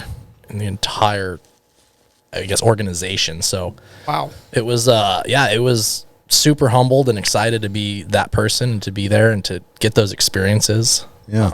How many years did you spend in there? So I did, 5 years total in the Corps, and then I was part of that for, I want to say, 2.5 years. Wow. A little bit before that was supporting the presidents on their travels across the world. Okay. And then actually about a year to a year and a half inside the West Wing of the White House. So Pull up that picture, Brandon. Like actually. He has a living picture actually on there in of D.C. him or Baltimore with, there? yeah, so I lived in DC. Work every day was showing up to the White House. Technically my office was about 30 yards from the Oval Office. Wow. I got to know both Obama and Trump on a first name basis. Does it sit right Wow. Yeah. Yeah. here? Yeah, look Hanging at out you with- all clean Yeah. cut. No Right. beards allowed there. Yeah, you'd never know that was me now. It's kind of like a lifetime ago. But yeah, super neat. Medals, though, bro. Oh, not many there. More came after that, but Look good, though. I'm curious on what is like. How do they just like choose like who's going to be at the? I mean, Yeah. it's like you're either going. You can be anywhere in the world. yeah. And they chose you to do that. Like, is it like So because there's a you're so long- stunningly handsome, or I like to think so. Fun That's something fact. to do with it. The Marine Corps did approach me at one point and say, "Hey, we'd like to put you like on the side of one of our buses, and I was like, no, absolutely not. I will not be the face of this. It's the Jay Leno jaw, you know. That's what it is. Yeah. That's what it is. It's the jaw. Yeah. It is the jaw. So, but yeah, no, the selection process, it's no joke. They actually start you in basic training. There's a lot of, you know, on paper prerequisites. You have to be a certain MOS, they call it, military occupation specialty. It's your job. Okay. So they only pull people from the infantry or infantry related jobs. And then you go through, a lot of it has to do if you can get the clearance. That weeds a lot of people out. Oh, okay. So it's like a background check. And, yeah, and it's so much more than that, because like I'm carrying an actual weapon like next to the president of the United States. Right. Oh, I see. And so that's on top of holding. It's called a TSSCI clearance. You have it's a Yankee White attachment to it, and so it's pretty much one of the highest clearances you can get, if not the highest, like in our country. And so it's a lot of background checks, a lot of vetting. You get screened by a psychologist, and then the private investigators go into pretty much your whole life. Like they came to my hometown and interviewed my first girlfriend ever in high school. Oh wow! Yeah, it was ridiculous. It goes deep. Yeah. And it depends on like what your background entails, how long. But like my background investigation took over 1.5 years to complete. Wow. So yeah, there's nothing the government doesn't know about me. Are they watching this right now? Probably. They're listening for sure. Like, we're gonna get you for something. But yeah, so there's a lot of vetting in it. You kind of, again, like you go on what's called boards, and so basically it's like an interview panel. You know, you have a psychologist, and then you have a lot of high-ranking officers involved with that. And then when you get selected for the presidential detail, you're on a board with some of the higher members, like in the White House military office, they call it, just to see if you're going to be a good fit for the face of the Marine Corps, you know, to the president, but also the face of the Marine Corps. Like I was on the news, like on some sort of camera, like face visible to a camera almost every single day. So they want to make sure you can kind of hold your own and be presentable to the general public as well. That makes sense. Be calm, cool, collected. Just yeah. So we would work in conjunction with Secret Service on a ceremonial and then security standpoint to serve the president while we were there. sounds. So you guys would travel with them too, or is it mostly the detail was in the White House? There's a couple different details there. Before I went to the White House, we did travel with the president. Okay. We traveled the different organization that supports the president, and we would travel. Yeah, pretty much anywhere the president, the vice president, or the first lady would travel, we would go. Yeah. And then when I was in the White House, I was just in the White House. That was my duty station, so be it. So I worked in the West Wing. Your day job was at the White House. Yep. Show up in a suit and tie, change into a uniform, and hang out in the White House all day. Were you there when the person ran in? That happens way more than you think. Oh, okay. Believe it or not. The one with the news hit, I think that was right before. Because that was Obama. Yeah. And it was towards the end, I thought. There was a couple. It was the big one was when he ran by the girl. Because it was. I don't think I was there for that. Okay. But then again, Secret Service. So Secret Service handles everything in president related. You know? Okay. It doesn't matter what police force agency you're kind of with. Right. You're kind of chop liver. Yeah. Compared to Secret Service. Okay. Right. And so we got to work in conjunction. But yeah, the the White House would go into lockdown at times. I remember one time we were in the lobby of the West Wing, and the White House went into lockdown. The guns come out, and the QRF Secret Service team comes out, and it cracked me up. We had Bear Grylls sitting in the lobby, and he comes up and he walks up. He's like, of all the places to be, we have Marines, Secret Service. I think I'm doing all right. And he was some special operations guy back in the day. But it was pretty neat. That would happen. A car backfires. It sounds like a gunshot. Yeah. Things go into lockdown. So yeah. Did you have free range of the whole area, or you go from A to B and back to A? In the White House, so kind of. You're not really supposed to. We had kind of where we're supposed to stay. I'm a friendly, sociable guy when I want to be, and I made a lot of friends with Secret Service agents, and so I tried to explore as much of the White House as I possibly could. Yeah. You know? Yeah. And it was funny. I remember, again, it's such a unique place to be that even my superiors, like my commanding officer and my executive officer, like they didn't have clearance to come in the White House to like just come check up on us. Like they were not allowed unless I got them a pass and they were vetted. They couldn't come into our office and come do anything. Wow. So no surprise visit by the boss. No, and so it was cool. I remember bringing in my CO one time and touring him around the White House and introducing him. And it's kind of like you're just boys with the next Secret Service agent. You know, you're coming up, fist bumping them and saying hi, and it was just like kind of an interesting vibe. But yeah, you get to see a lot of cool things. Like there's the old swimming pool in the White House is actually underneath the press room. Oh, yeah. So my history's gone down the drain. I've filled it with Alaska knowledge now, but they back when there was a pool, I think it was FDR. They built a pool and then they put the press briefing room over top of it. And now it's a server room. It holds all the servers. Oh, okay. Computer stuff. But you can go down there. You get a special key from Secret Service. You can go down there and you sign your name on one of the tiles. oh, what? Oh, sick, dude. So yeah, so it was one of those things. Like I remember going there and signing my name. Like my name's going to be on the White House, and I was here. it's like actually a law that you cannot change the White House now. So like they can't paint over it. They can't do anything like that. So your name is inscribed on the White House forever. Life. That's Yeah. awesome. All right. There's like cool things like that, Eternity. you know. Right. So 2017, you get to come up with Obama on detail. Like you got to fly in the big bird, No. the whole thing? Type? Nope. We would Oh. fly in advance. So we'd come up a little bit early, whether it be 2 weeks or a couple days. We'd fly C-17s or sometimes even commercial flights. Okay. Fly up. Yeah, I didn't get to. It was my first time in Alaska, and I got to see nothing. I spent the entire time in a hotel. You were working. Working. Like I barely got outside. But I remember the flight in. You know, I flew commercial air when I came that time. Like seeing the mountains and there was always a pull to Alaska for me, but it was kind of one of those unobtainable goals. Oh. Like if you're not from here and you're not sometimes, at least it was for me. Like I was like, oh, Alaska, that's the holy grail of outdoors. Bit daunting, huh? Yeah. From the outside looking Yeah, in. it's like, how do I get there? What do I do? How do I know how to go about this? It was kind of intimidating, I guess, in a sense. I didn't think it was a feasible, like actual, obtainable goal.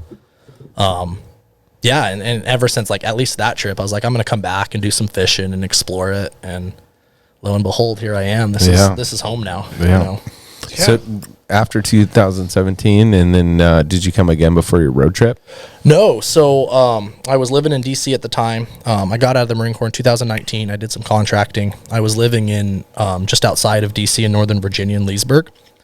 Kind of living a totally different lifestyle, like keeping up with the Joneses, kind of who's who, what can money kind of buy you. Lived in Loudoun County. It was the richest county in the country. Totally different than I ever thought I'd be doing, and just wasn't happy, kind of had a failed relationship and decided to make a change. I sold my house and most of my possessions, jumped in my truck, took off on about a 6-month long road trip I was working remotely at the time with the job I have now, and with no really end state in sight. Like I was like, I'm just going to go play while I can. Just go float. Yeah. I was like, it'd be fun to go. This is a good time. I can work remotely. I can spend some time. I'm going to go fish in Alaska. Yeah. So pretty much no connections up here, no knowledge. I just, loaded up the truck and left. And my brother-in-law, who was very new brother-in-law at the time, he grew up in Sterling. Oh, sweet. I saw a picture of a wedding in your Instagram. Is that? No, I think that was okay. just a buddy's wedding that I filmed. Okay, Yeah. Gotcha. But he told my sister, and she's like, yeah, you should go to Sterling. That's where Kenai River, that's where some of the best fishing is. And so I beeline straight to the Kenai River, and literally within 3 days in Alaska, I signed a lease, and I haven't left since. Didn't take much. No, did it did not take much. This is home.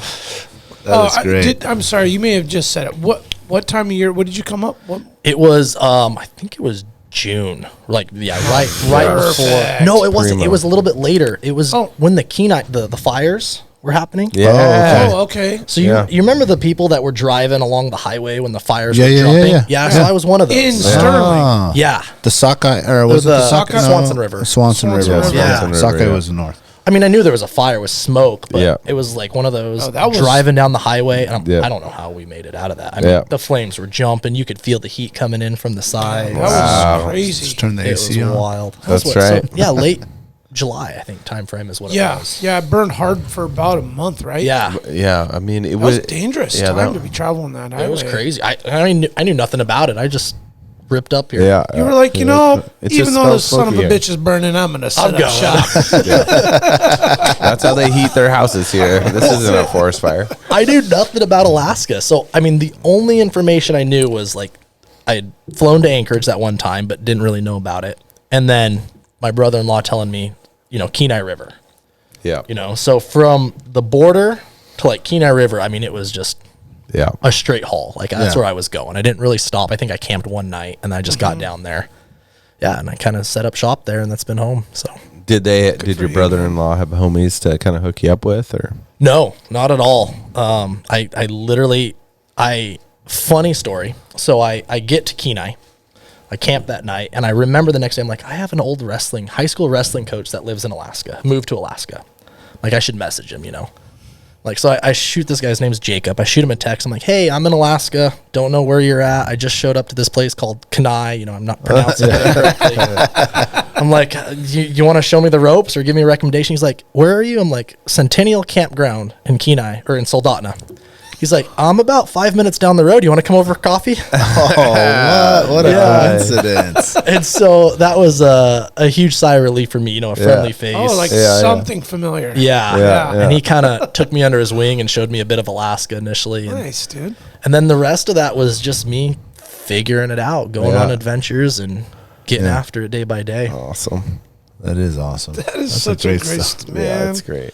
It was Centennial Campground too, baby. Yeah, I'll stay there. Oh, yeah. I think everyone Man, listens. I say a lot of silvers over there. I mean, that's one of my favorite places to camp. Yeah. I mean, it's for what it is as far as like the mission of going down and going red fishing and it being a spot to set up shop to go fish. It's got some nostalgia. Yeah. Now, if you can get one, I haven't camped there in probably 10, 12 years. I don't even try anymore. Oh, it's crazy in the summers. Yeah. Oh, Is no. is that all Changed reservable too? no, I don't think you can. it's first come, first yeah, serve. first come, first Okay. serve. Last time I stayed in there, it was first come, first serve. So you got to get there about 2 weeks before the fish come through. Pretty much. Just prepay for it. Yeah, pretty much.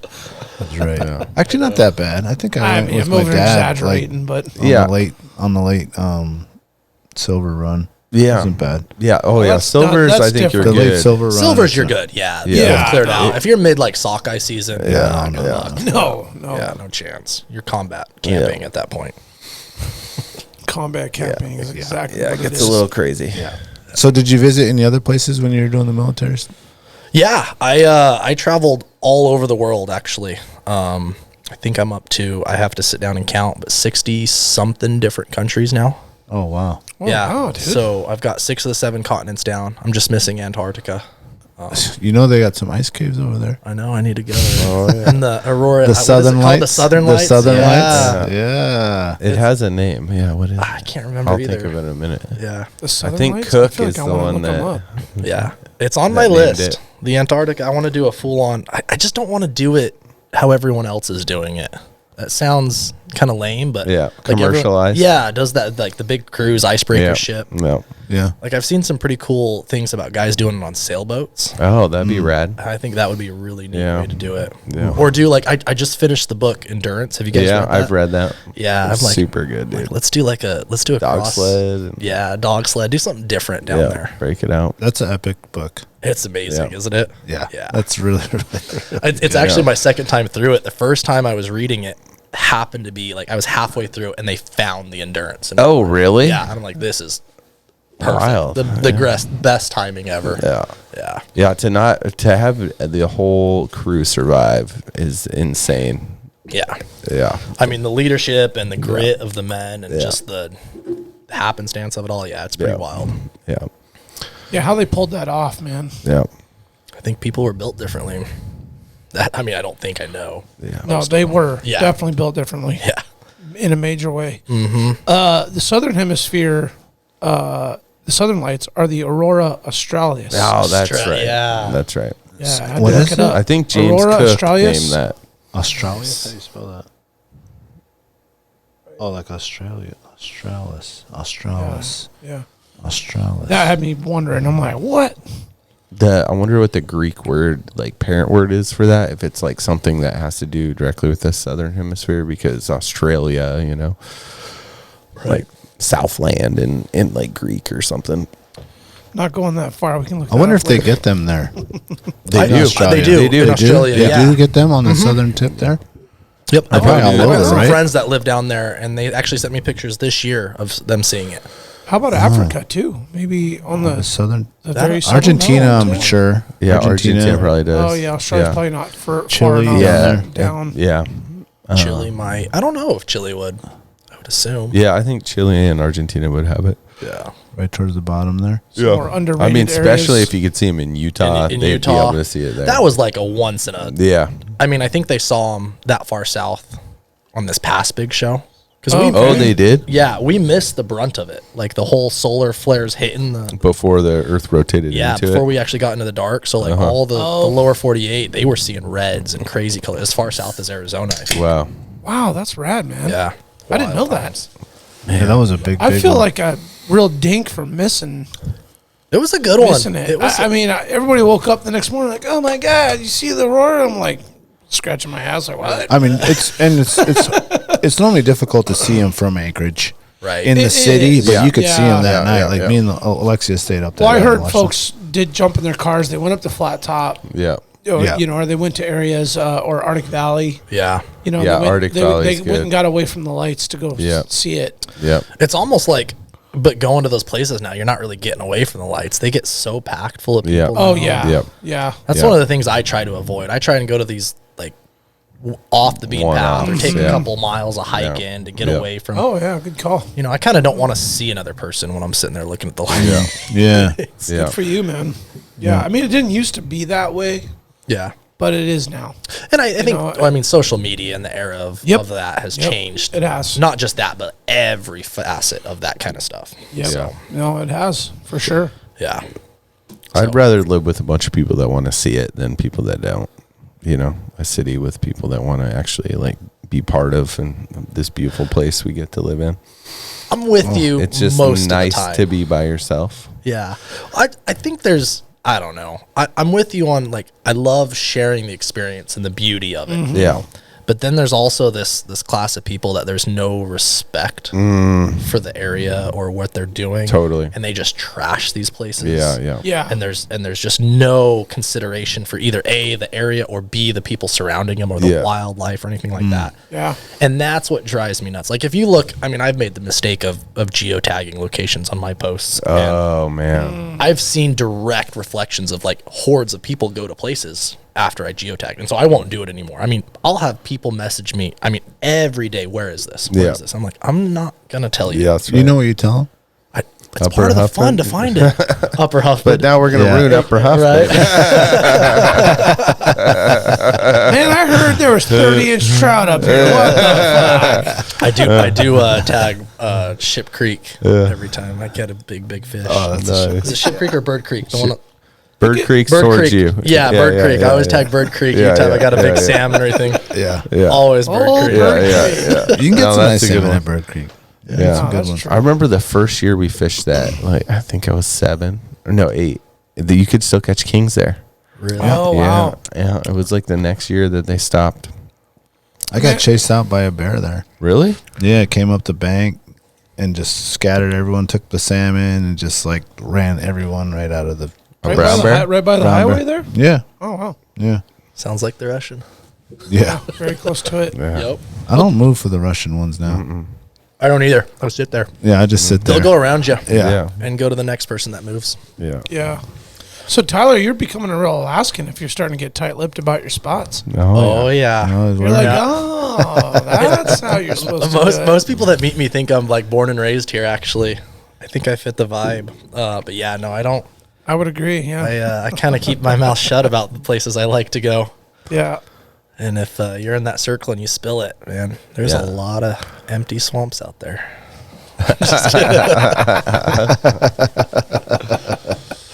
Well, it seems like you've gotten into a lot of other activities. I mean, you're ice fishing, you're snow machining, paddle boarding. Just what am I missing here? Skiing. Yeah, I'm kind of a jack of all trades and master of none, I guess. I love being outside and I love the adventure. Yeah. I think I would be more successful in probably the social media world and business world and photography if I found a niche and I stuck with it, whether it be, wildlife photography or paddle boarding and things like that. I can't. I want to do it all. Yeah. It's like, why would club, I, man. yeah, why would I just hunt when I can hunt and then the next day go paddleboard and the next day go watch the Northern Lights, the next day go kayaking and then four-wheeling and snow machining. And so it's, I have a lot of toys. I've found my whole spare bedroom looks like REI. Yeah. I have the gear walls with the racks and the pegs and everything. It's like, what am I going to go do today? I need those boots. I need those sticks. Yeah. Once a Marine, always a Marine with the tack. Too. Oh, tack definitely. Yep. It's just, the items change a little. Yeah, you can never have enough gear. And that's one thing I've learned in Alaska too is, I was like this growing up in Utah, always doing everything, but Alaska likes to test you in terms of, the gear you bring into the wild. Yeah. You don't want to be out on Kodiak unforgiving. Island 7 days into a hunt and have your rain pants fail. No. You are absolutely screwed. Yeah. So it's you keep the Coleman tent at home. yeah, exactly. That's right. And so it's I think that's part of the fun of Hey, Alaska. man, don't be dissing Coleman, man. There's real consequences. You know what Coleman does good? Stoves? Yeah. Yeah, they do. So, except if you are on The old salt. ones, though. The old ones. Even but on the salt, those are all done. They're donezo in 1 year. Even the old ones. Really? Oh, they from corrosion. Yeah. Oh, they get corroded out. Big time. Oh. Real quick, I got to give Coleman a shout out, though, dude. So, Kodiak trip, I bring the reactor. And I tell the homie, I'm like, man, you don't need to bring that old Coleman, fucking pump primer. Yeah. I'm like, nah, man, I got the reactor. It boils water in 47 seconds. Oh, yeah. And you're good. And he's like, yeah, no, I'm going to bring it just in case. I never leave home without this old. And he's got the 70s. It's rusty, crusty, Old Faithful, takes unleaded, takes, I don't know, whatever. It'll burn anything. Fuels you can put in it, right? Well, guess what failed day 2? The reactor? The reactor. Damn. The reactor shit the bed, dude. And I'm like, and I forgot he brought that. I thought he didn't bring it. But he was like, oh, no, I don't not bring this. So we ate our mountain houses because of that. Good old fucking 70s Coleman pump. Yeah. So shout out to Coleman, man.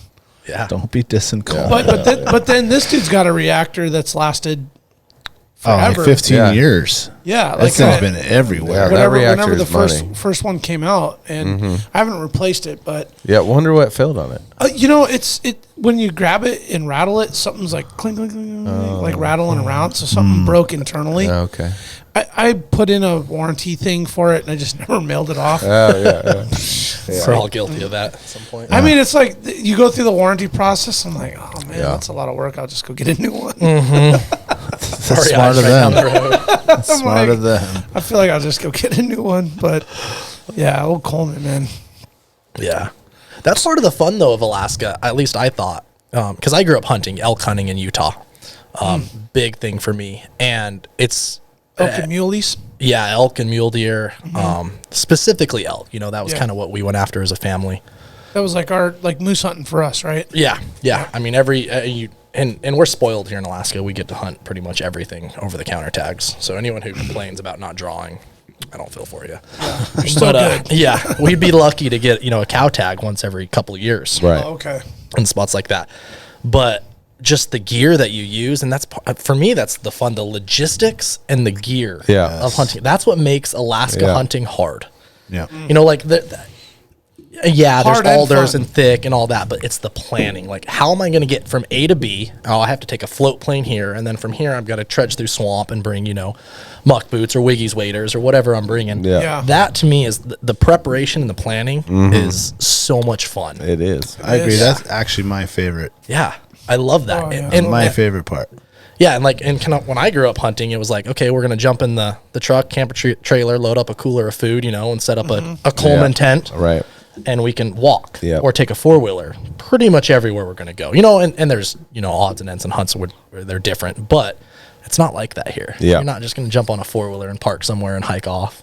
At least not for your trophies. It's really interesting that you say that because You get lucky. you know, we're originally from Wyoming, and you know, so my dad grew up elk hunting a similar way that you probably did. And when we moved here, like that's the shit. We'd go into Alaska, into the backcountry, and do the shit that we do here with the shit gear. Yeah. You know? But then like the available gear here wasn't that good. Yeah. So it was like, well, we're going to upgrade, but you're like not upgrading to like what we got today. Yeah. So then all of us have got to kind of hunt the Utah, Wyoming way, upgraded a little bit, but not what we're at today, and like live this progression of gear. And now we're just fucking spoiled, dude. Oh. We have the best shit. It is like unbelievable. Yeah. It's got 4 sleeping bags. Yeah. And we have so many companies out there producing like good gear. Oh man, that you just get to pick. Yeah. And the reviews out there and people that have tried and go test the shit. We know them all. You know, Yeah. It's just who you know. And it's even been fun. even the half-ass gear is better than the gear from back then. Oh, for sure. Like you can still go to Walmart and go get. Oh yeah, even relatively Walmart decently stuff is still outfitted, like way Yeah, better yeah, than yeah. what we're dealing with. Yeah. You know what I mean? If you're not trying to break the bank. Yeah. Well, the DWR was the Gore-Tex Of- forever, right? Yeah. Like Yeah. it was like you either went sheep hunting with fucking Healy Hansen or whatever, like the Walmart fucking rubber. Yeah. Or you went with DWR shit and you're soaked the whole time. And then Gore-Tex came out, but it was only like really available to the military. So you had to be buddies with people on the base to get you like, and you were rocking or like some the surplus the Air Force Oh, yeah. Gore-Tex Gore-Tex, jacket. yeah. Oh yeah. You know, it was, I and feel now like it's that's like the step. Like you got to have.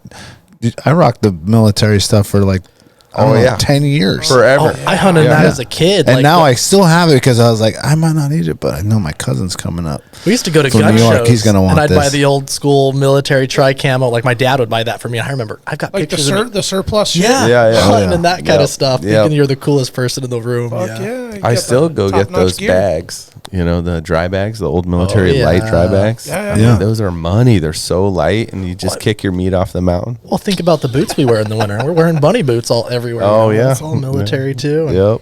Yeah. Yeah, that is the good stuff. Man, you know what we got at Moose Camp is a set of it's like aluminum pots. Like a mess kit. Yeah. Those motherfucking things, you can burn Oh yeah. a crust of stew crust, like boil, warm up a pot of stew in that thing and like burn it on the bottom and then throw some Dawn and some hot water in there, boil it and just Yep. scrape it up. Dude, those pots and pans. Last year we got there and like something got into our like seal wrapped gear and they ripped into the Visqueen and the tarp and then water got in. Yeah. So like got a bunch of shit moldy. And those fucking military pots just clean right up. Oh yeah. Every goddamn time, dude. Like those are tried and true. Dude, you got to bring a drum in. We just never got to that point. You're right. I we got do. a drum that I'll give you. There you go. Sealed food grade, baby. You take it in. Okay. Shit, yeah. We need to haul it in the wintertime. Yeah. That was like always the move. Was like, oh, let's haul this shit in the wintertime. And then, Those drums aren't very heavy, and you can put your gear in it when you're going in. yeah. I bet But this fit. huge. Where do you put it? On the front Well, of the floor? they have these big Argo trailers and shit. I know, but where did you Yeah, guys but they're put full of shit. I don't have a drum at Moose Camp. it? Okay, I was just. I have a tree. You've seen it. Haul it Tore out. up. I tree. think we need to bring a drum too, but no one listens. So You gotta have a the drum. Yeah, okay. Yeah, we're like totes, zip ties, duct tape, and Yeah. Visqueen. Yeah, There you go. Can't Just fix it with duct tape. wrapped around a tree. we're exactly like that. So, Yeah. yeah. But you see the guys with the drums Yeah, yeah. when you go by and Oh, you're like, hell this yeah. guy has his drum out here. Everything's a This is little, hot. everything's a little musty. You can cut it open. It's like your coffee cup. You're like first couple of days, Yeah. and then it finally wears off. Oh, I bring my coffee Am I cup gonna get in every sick? year. Oh, you bring. Oh, it you fresh? keep a Yeah. coffee cup out there? Yeah. I need one to of get those, on like, your the guys' blue level of this stainless? moose camp. Oh yeah, dude. No, we I went should. to wall tents finally. Oh, there you Yeah. go. See, I'm just putting everything on my back and going. Yeah. Oh, Yeah, this is a 92 no, boost no, camp. So no. Again, kind of an Alaskan newbie here. yeah, No, Comes yeah, to- no, to yeah, that's move. it good. comes with time. No, Figuring that out. our shit's full glamp off. Like the- we got, yeah. yeah, it's stupid. Actually, That's how I am ice fishing. I'm a total glamping ice fisher. Like, I yeah, bring the but that's mats. appropriate. Right? I think so too. Yeah, Oh, yeah. No, you I mean, should. I got a projector this time. Whoa. I got a projector, and I'll put like TV on the wall while I'm fishing. Oh. I'm told Catch you. the You ball. got a man. generator running out there? No, it's battery powered. I have brought a generator out before, though. I'm not gonna lie. We haven't gone full generator at Moose Camp, but like, You're about there. I mean, we could. It's something that You have we a haven't. shower? done. Wow, though. You have hot water? I mean, it's well, where our camp's like nooked in. I don't think it would be if we ran it during the day to charge things and whatnot. It wouldn't be a big deal. And then, like by 3 o'clock, shut it Yeah, off. yeah. Just gotta get one of those like new solar generators. Have you seen those? Like No. brands like Jackery or No, like Blue Eddy. Oh yeah. I know what you're talking about. And you can charge them up. I just didn't know if they would actually really charge stuff. They're pretty awesome. Are they? I've got a Jackery in the truck right now. Oh, And I'll run 4 or 5 days of charging my camera, laptop, everything off of it, like full on. oh, really? Oh yeah. They're not like, it's not something you're gonna backpack with. Yeah, yeah. No. But if you're hauling on an Argo or a 4-wheeler out, yeah. How's it Oh, it work? will do it. So they're just giant. Like it's basically like a giant lithium-ion battery Oh, okay. with a What's it called? Capacitor. Jackery is the name of it. So with it's pretty heavy. Can you look They that are up? pretty They are heavy. GACK. ERY. Yeah, they're like orange and black as their colors. So that it has like a capacitor or Yeah, something? those. Yeah. Okay, I've seen Not- these. What's the word? It's a battery and then I'll think of it, but That little thing. Inverter? inverter. There Oh, you go. inverter. Yeah, the inverter, Okay. because you can plug in, and depending on how big you buy, like I have the 2000 Pro, I think is the model.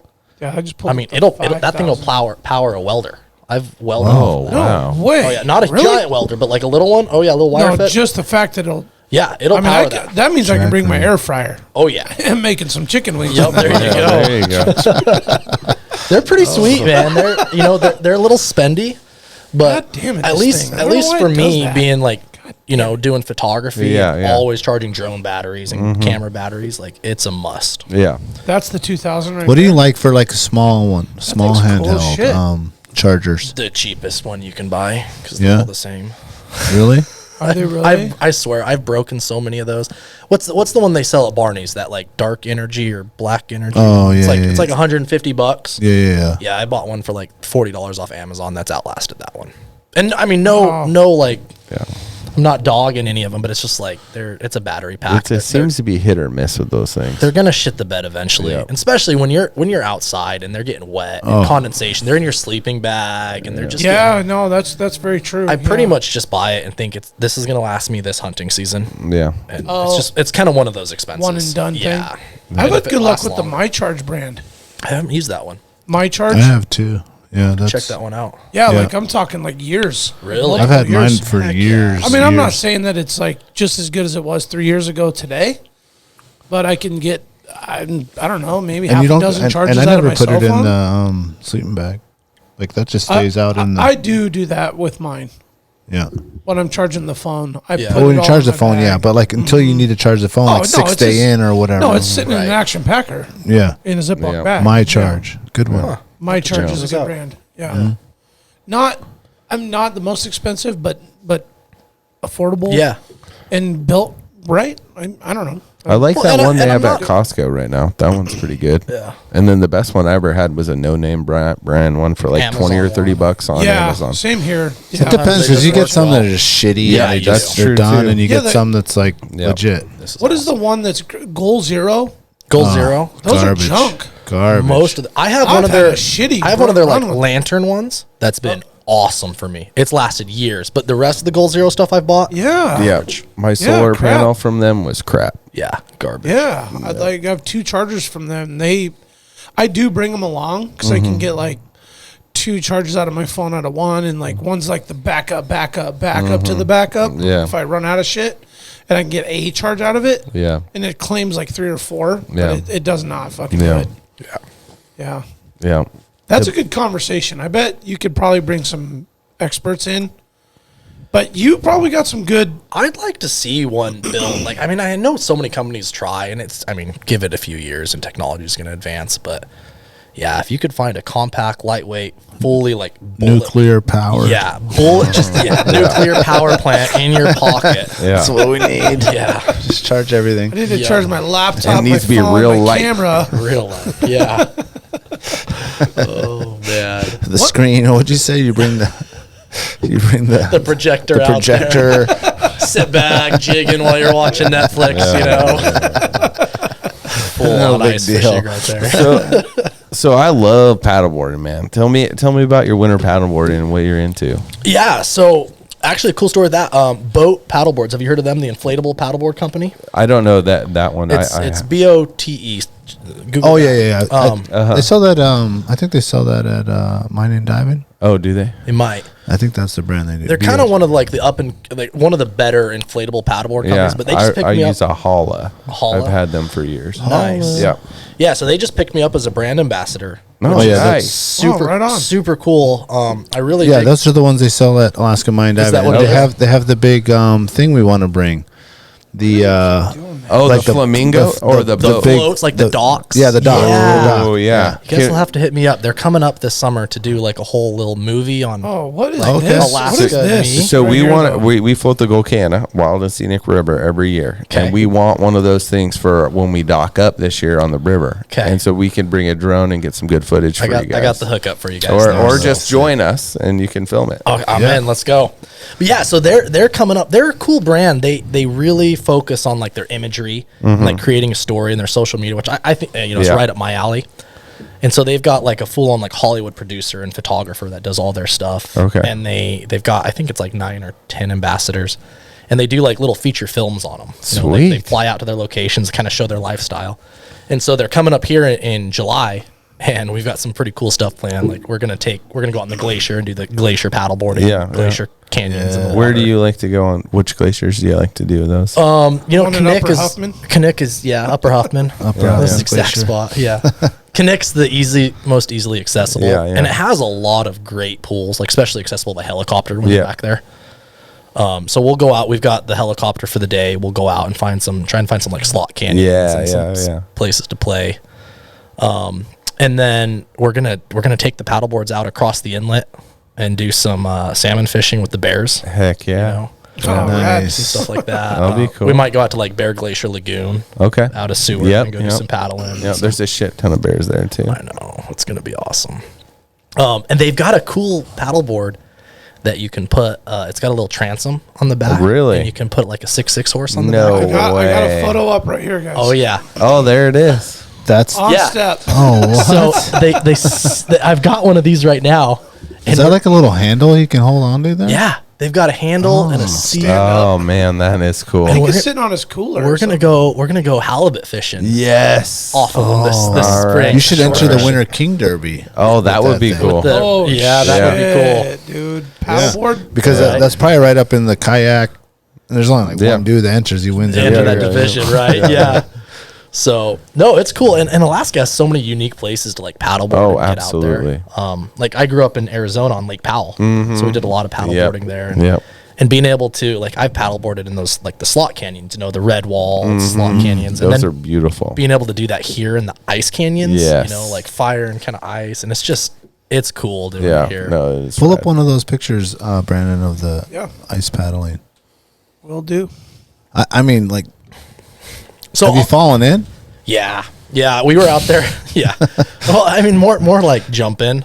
Yeah. I'm one of the guys who's gonna strip down naked and jump in anyway. But yeah, we fall in. I had It's a on his friend- Instagram. I had a friend. Oh, I had a friend my out bad. there flying his drone, and he crashed it into the ice wall, and I ended up diving into the deep Yeah, water all pool to go right. get Save it. The fucking hero. Right. Yeah. Have you done much river paddleboarding? There's right Not down a not a this one there ton. on the right. There's one on the right. I've done some whitewater paddleboarding. Yeah. I did that out in Virginia. Okay. That is way harder than it looks. But no, it's kind of it's newer the past year or two here in Alaska, paddleboarding up here, getting more into it, getting out Yeah. in the rivers and doing it. So Yeah. I really enjoy the really river nice. and then the ocean stuff, like a lot of Prince William Sound. yeah. But the rivers are cool. You can fly fish, so Yep. it's like, on the Golcana or I paddleboard on the Kenai, and you can get into some nice little Some trout nice spots, spots. Yeah, that's one of the goals. We actually did some duck hunting off of them this year. Whoa. We used them as layout blinds. All right. And we'd anchor out. Yeah. And, drop up and shoot. Yeah, them, yeah. They worked perfectly. That is cool. Yeah. Totally. Our modern era of cool gear to use. Yeah. No, that's badass. But that was fun doing some duck hunting off of them this year. Yeah, I want to do more river stuff. Like I said, the fly fishing. We got a lot of rivers that I want to hit up, and I'd like to fly them out in a couple, with a couple buddies, Super Cubs, and get to some cool spots. For just a hot tip on rivers. So you started with the 10-inch fin. Then I was like, with the rivers, I'm hitting the bottom. I'm gonna go to like a 6-inch or a 4-inch. But there's these 2.5-inch that are UV activated, UV light activated. Oh, cool. So like if you really plow into a rock and you're going through some white water and it hits it, it'll fold to the side, kind of neat. fail, so then you don't fail forward onto your knees or in the water. Then you just turn it upside down, like 1 minute in the sun, it'll loosen it up, and then you get it straight again. Goes back stiff. Then push it in the water, it'll harden back up. That's freaking cool. Yeah, definitely, and they're cheap. They're like $30. So whenever I do a river, I grab those. That's a good one. I went down to Valdez this past summer, and another guy you guys should put on your show, Valdez Boardman. It's freaking cool. He's like this paddleboarding guru. His name's Steve. All right. Down there, he's a cool cat. All right. Like he's kind of one of the OGs of like Thompson Pass skiing. Yeah, all right. Old rat kind of guys. I bet AKJ knows him. Oh yeah, super cool guy. But he does paddleboarding down there on the glacier. Yeah. The glacier lakes. Yeah. And I met him down there, and we went paddleboarding together. He's got a couple of those with the fins, the inflatable boards, but the fins are retractable, even into the inflatable board. Wow, that's rad. Yeah, they were really cool. But he's a cool guy. I do some paddleboard. Man. Yeah, Valdez Boardman. Oh yeah, That's paddleboard on the Yes, that is gorgeous. Good times, man. Is that Knick? Yeah, that's Knick. So can you guys paddle all the way out to the river from here, or no? No. So these pools are usually anywhere from 2 to 3 miles, like into the glacier. Yeah. Okay. Yeah. So they're all, Heli. summer, spring melt, bring a helicopter in. Yeah. And, and this is for anyone who thinks, to go out and do it. I recommend it. That was one of the coolest things I've ever done. Yeah. It looks awesome. Be smart about it because it looks totally safe. And Moulin's, that glacier's at that point, 300 feet deep. Yeah. If that water decides to drain, you're going with it, and they're not going to find you till the next ice age melts, or something like that. Oh yeah. Or if like something shifts, like just simply falling in and getting hypothermic. I mean, you starting a fire. Well, and that glacier and that ice. No. That ice is. It's just like the glacier, the floor of the glacier. So that ice at some points, is 60 feet deep, and then other points it's a foot deep, and you barely see. Yeah, you can see it's real shallow right there. Yeah, so if you fall, crack your head open on something, but. Yeah, so we do that with Alaska Helicopter Tours and Sundog Guiding. They guide those trips out there. So if you ever want to go out, definitely that's cool. do it. And I'm sure it varies every year, like where it's going to melt and where it's going to be a new path and all they that change stuff. every year, so beautiful. every month. But yeah, they're magnificent. Beautiful. God damn, that's so cool. Yeah, that's awesome. Yeah, they're wild out there. What's that drone you're using? I think it's the Mavic 2 Pro on that one. It's kind of and I'm kind of one of the fans, like if it's not broken, don't fix it. Yeah. It works. You can buy the newest piece of camera gear and gear every single Like there's a new month. one coming out every year, yeah. Yeah. Every month. Yeah, literally. I save my money. Just always new stuff. It's about being in cool locations and telling a story. Yeah. It's not about the piece of camera, the camera you have in your hand. Mind you, I do have nice camera gear, but I've saved up, and done that. But I can take an awesome image with my cell phone and show it to you on your phone, and you're not going to know any different. Yeah. Yeah. It's being in those moments and being in that experience and being able to capture that story. Yeah. That's what Jerry said too. Yeah. It's like just Yeah, be he out there, did. just be in that moment, just be there. And You have to be there. It's putting in time. Like you see some of these amazing photographs, and what you don't see is the hours spent like in nature to capture that perfect light, or capture that moose doing that one crazy thing, or capture that perfect sunset. Yeah. It takes years for some of these photographers to capture their, those shots. yeah, those like career photos. Yeah. And it's just I get that question all the time, like, oh, what camera do you use? Or, you know, how do I do this? I'm like, the biggest thing is like, just go do it. Yeah. Take your phone or buy a $50 camera and go outside. Yeah. Yeah. And then take a lot of photos. Just take a lot. Something's going to turn out eventually, you know, but yeah, just go outside. Don't spend your life sitting on Instagram living vicariously through other people, you know. That's right. It's that old Travis Rice quote, like, if you want authenticity, you have to go out and initiate it. Yeah. Like, it's just it's huge. Let's take a quick break and then we'll come back with some trivia. How's your trivia game, Tyler? Oh boy. This will be fun. See what you really about to find out. Yeah.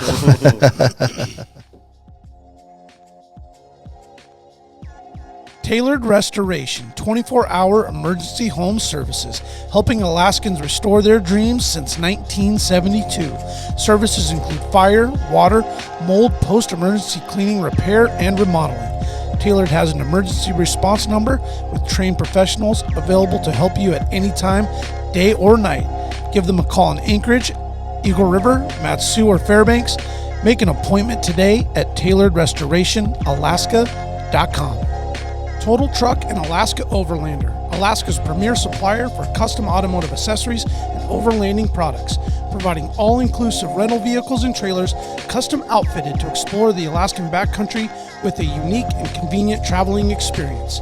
At Total Truck, you can find brands such as ARE, RSI Smart Caps, Goose Gear, iCamper, Front Runner, Rigid Lights, Rhino Linings bed liners, and everything you need to outfit your truck or SUV. Alaska Overlander provides 4x4 vehicles and expedition trailers, custom modified for Alaskan adventures and outfitted with rooftop tents, fridges, and all the camping and cooking gear you need to start exploring. Visit them at alaskaoverlander.com.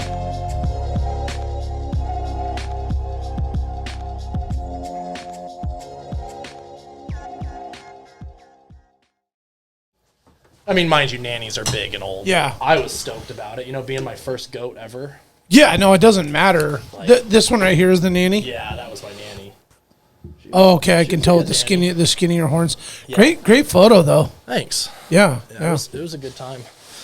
But yeah, we're back on, Tyler. Oh, nice. Yeah. We do have a bunch of giveaway prizes that didn't go out during the meat party, so be on the lookout for that. We're going to do some Instagram, Facebook stuff for that, for the prizes. So if you did miss out on it's all about perspective. On the party and all that stuff, we will have some stuff out there for you guys. Oh, that's an amazing picture. It's not like crazy high up either. So that goat rolled a long ways down before we took those pictures. Isn't that convenient? Oh, thankfully. Good thing the horns didn't bust off too. Oh, we got lucky. I shot that goat in a spot that if it wouldn't have rolled, I don't think we would have been able to recover it when we went. It was one of those fell just right and rolled up. It was one of those dicey spots where, like, I don't know if I should take the shot. I don't know if we can get up there. And we made the determination that we could get to it if it did die on the spot. Okay. And because the deflate, how steep it was, we couldn't get any closer without, not having a shot. And so I took that shot of that billy at 560 something yards. Damn. Yeah, long shot, way more than angled up. Yeah, super angled up. From one ridge to another, and just we could not get any closer without blowing it. Really confident in your firearm and in the shooting you've done and everything else? Very confident in that. And even then, it was not. It wasn't my proudest moment as a hunter. Like, I like to, an ethical, quick, clean kill. I let my pride get ahead of me, and I really wanted a goat, and that was, one of my good chances at it. Yeah. But we had 40 mile an hour winds swirling in there. I took a shot, took two shots. They were bedded down below this cliff face, and I took two shots above them. One to get them to move, and then two to see where my shots were hitting. Yeah, kind of gauge what was going on. Yeah, and first shot, hit about 2 feet left of where I was aiming, and then the second shot hit about 4 feet to the right, and that was all due to wind. I know my shooting capabilities. Yeah. And so, luckily, I did end up missing my first shot on the goat, and I hit it with my second, and I hit it a little bit higher, lower back. And then I connected pretty well with my third shot. Okay. So I was able to knock it down. And then it rolled about 400 yards down a chute that avalanche. We watched that avalanche the day before. Oh man. And then it got caught on the single alder tree sticking up through the avalanche chute. Yeah. Just kind of like hung up on it. Just literally like, I mean, I'm talking like a toenail hung up on it. It was crazy. Yeah. But yeah, one of the coolest hunts I've ever been on. Well, thanks for sharing your honesty on that. Yeah. Because a lot of guys will be like, oh, yeah, man, shoot 500 yards all day. And it's like, well, it can be pretty risky. Oh, it absolutely can be. There's so much that plays into it that you can't. I mean, you could go and shoot all day long at the range. Yeah. But if you can't look control, at you don't. It worked. Nice. But you I don't can't know if we're control. giving that away. I don't know if we're actually. giving that away, man. That's hey, Sweeney, Aaron I Sweeney. think that man. might have to stay. Aaron Sweeney gave us this beautiful Lazy Susan wine barrel thing. For people that don't know what a Lazy Susan is, it goes on the top of your counter and it just rolls. It's a circle. I'm just Lazy Susan? I don't know. But he's the one who made our sign. He does a lot of cool signs and a lot of good woodwork. Aaron Sweeney, if you haven't checked him out, it's Roasted Timber Works on Instagram. If you want a really cool wood, anything from sign to Like a logo sign to or, family, you know. just like, the Thompsons live here or whatever. Like, this dude does it all. Definitely check him out. And thank you for this. And I don't think that it didn't get chosen. I think that we chose to keep it. Well, I displayed some other people's work on it. Eric Smith, Alaska Outdoor Club. Oh, so maybe they didn't think that it was. They could have took that. Yeah, I mean, I'm not going to say I Smart didn't do thinking. that on purpose. Yeah, I smart was like, thinking. I'm going to Smart put some thinking. stuff on Kinda like there. this. So it just kind of blends in. I was like, it may or may not get taken. This was his to-go box. Yeah. That's right. For That's later. right. Okay, All right. Jack's trivia. Oh, yeah. Trivia time. We need With the button. Jack Lau. Oh, there it was. All right. All right. So, just so we know about this Lazy Susan thing, I Googled it. Many authorities recount the theory that the Susan was simply a common maid's name and that the term Lazy Susan applied to the self-service gadget was a sarcastic reference to the supposed sloth of household servants. So I think we need to rename it something else because that sucks. That's very fucked Who's the up. laziest person we know? We'll name it after that. Well, and so is it just This basically is more all, like creative. all these Can we assholes say the were lazy like, Alex? you know what? Let's just call Inside it's joke. like servant. What is your name? Michelle? No, it's stays Susan. down. It's Susan now. All your names are Susan. Yeah. These guys are assholes, man. We just named it the Lazy Alex. That's its name. Yeah. Lazy Alex. Calling yeah. you out, Alex. I You'll don't know be- who you are. Yeah, man. I don't hope he Calling doesn't you out. listen. Yeah. We love you, Alex. Yeah, I know some Alexes. come watch some of our hockey games. Yeah. All right. Okay, so let's get to some. If a goalie trivia. could long shift, it's Alex. Yeah, but he just wouldn't stand up. All right, we'll start with the easiest one. How many glaciers are left in Alaska? Oh, gosh. There's a lot. Yeah, there's a 27,000. Boom. There's a number. Eat on that. I was thinking more than that. Really? Brandon, Go was ahead. thinking I less. was thinking less. Were ya? I was, dude. I'm going to go with 33,627. Let's Ooh, 30. I like this very specific. we got to change it. How many named glaciers Okay, are that's- There we go. Okay. Okay. Named ones. yeah, named. Named. So you're gonna change your number now? Okay, I'm gonna say 2,600. That's a good guess. Yeah. Right in the middle there. I see how you play this game. All right. I don't win often. I'm going to go less than that for named. I'm going to go like 2,600. Yeah, that is a lot. 1,100.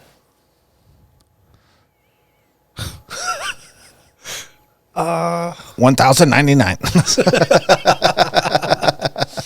Do it. So how many mountain ranges are there? No, you can't come give on, him- no, you can't dude. There's give no him that clue. There's a information. map there. This is. All right. There was 1 million lakes, though. Remember that? Turn around and count. Or 2 million or 2 something million like that. lakes? Yeah.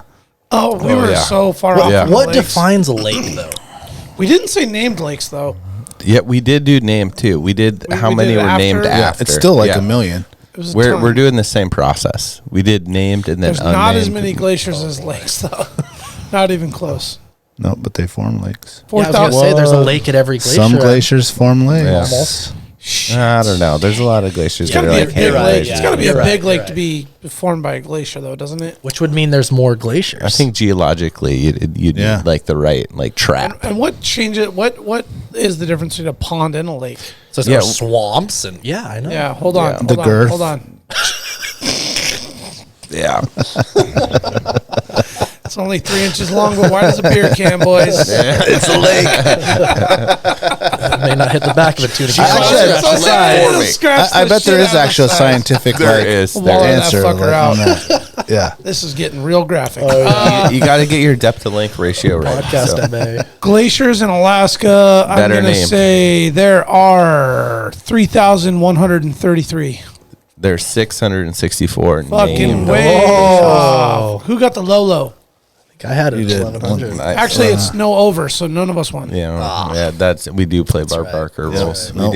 We didn't let Tyler know that, but okay. Now let's go to the other 600 question. and how many, what? 600? 664. Okay, how many So- glaciers, period? No. How many glaciers in Alaska? Period. Holding my original answer, Okay, which but Bob was? Barker. What was your original? That's a good question. I don't remember mine either. So I don't think I'm go gonna over. change mine now, though. Yeah, me too. What was your OG one? It was a lot. Actually, I remember me. 4,133. 4,000. 4,000. 133. I said 2,600. 2,600. We're gonna split. No, for It's- unnamed, like total. I know. Total. You asked for the original, That's or probably we can still way re-guess? over. You can re-guess if you want. Okay. Yeah. I'm gonna say unnamed. I'm going 14,000. I'm gonna say 1,300. 1,300. Yeah. 100,000. 100,000. Which Give makes me sense, a right? fucking break, dude. If you walk back into like these like valleys on the Kenai and stuff, there's Hanging Glacier here, Hanging Yeah. Glacier Oh, there. yeah, there's yeah, this, yeah, yeah. Yeah, isn't that That's a true. crazy difference That's though? true. But like from the lake one, there was like there's thousands and thousands of lakes that were named. Yeah. There's only 664. Well, think when named you just glaciers. fly, like if you fly out of here in the winter, dude, it's just like Yeah. Well, so Hours. hold on real There's quick. just- There's your Before we $1 million move on. app idea. You know that like star registry? oh, Just make a glacier registry. Yeah. Name a glacier after your Yeah. girlfriend. ooh, Yeah. Yeah. Wow. I like that. I I like call that. this Susan we just- Glacier.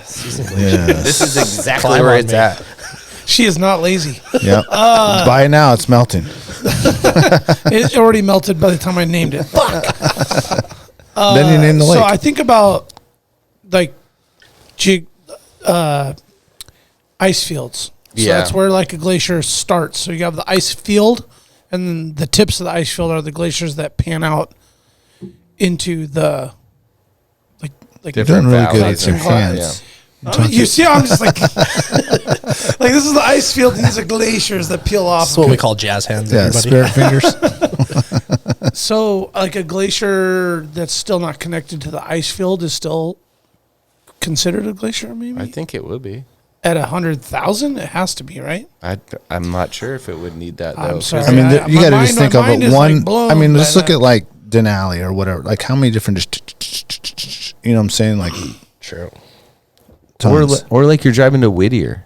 Like if you look up to the right or Yeah, left, there's yeah. probably 100 different glaciers that are little tiny hanging glaciers all the way up there. You know. Hanging off- driven the hanging Denali off Highway? of the ice Oh field. yeah. Oh, yeah. Oh, my the same God, thing. dude. Up there. Yeah. Yeah. Oh, yeah. Have you eaten at It blew my mind that there was that many though. I have, dude. And Seven there are glaciers? lots of And glaciers. that's what you can hanging see from the everywhere. road. Yeah. That's like the first range. The like fir- what's the after first it. row, yeah. Yeah. Yep. That's where the shit's melted the most.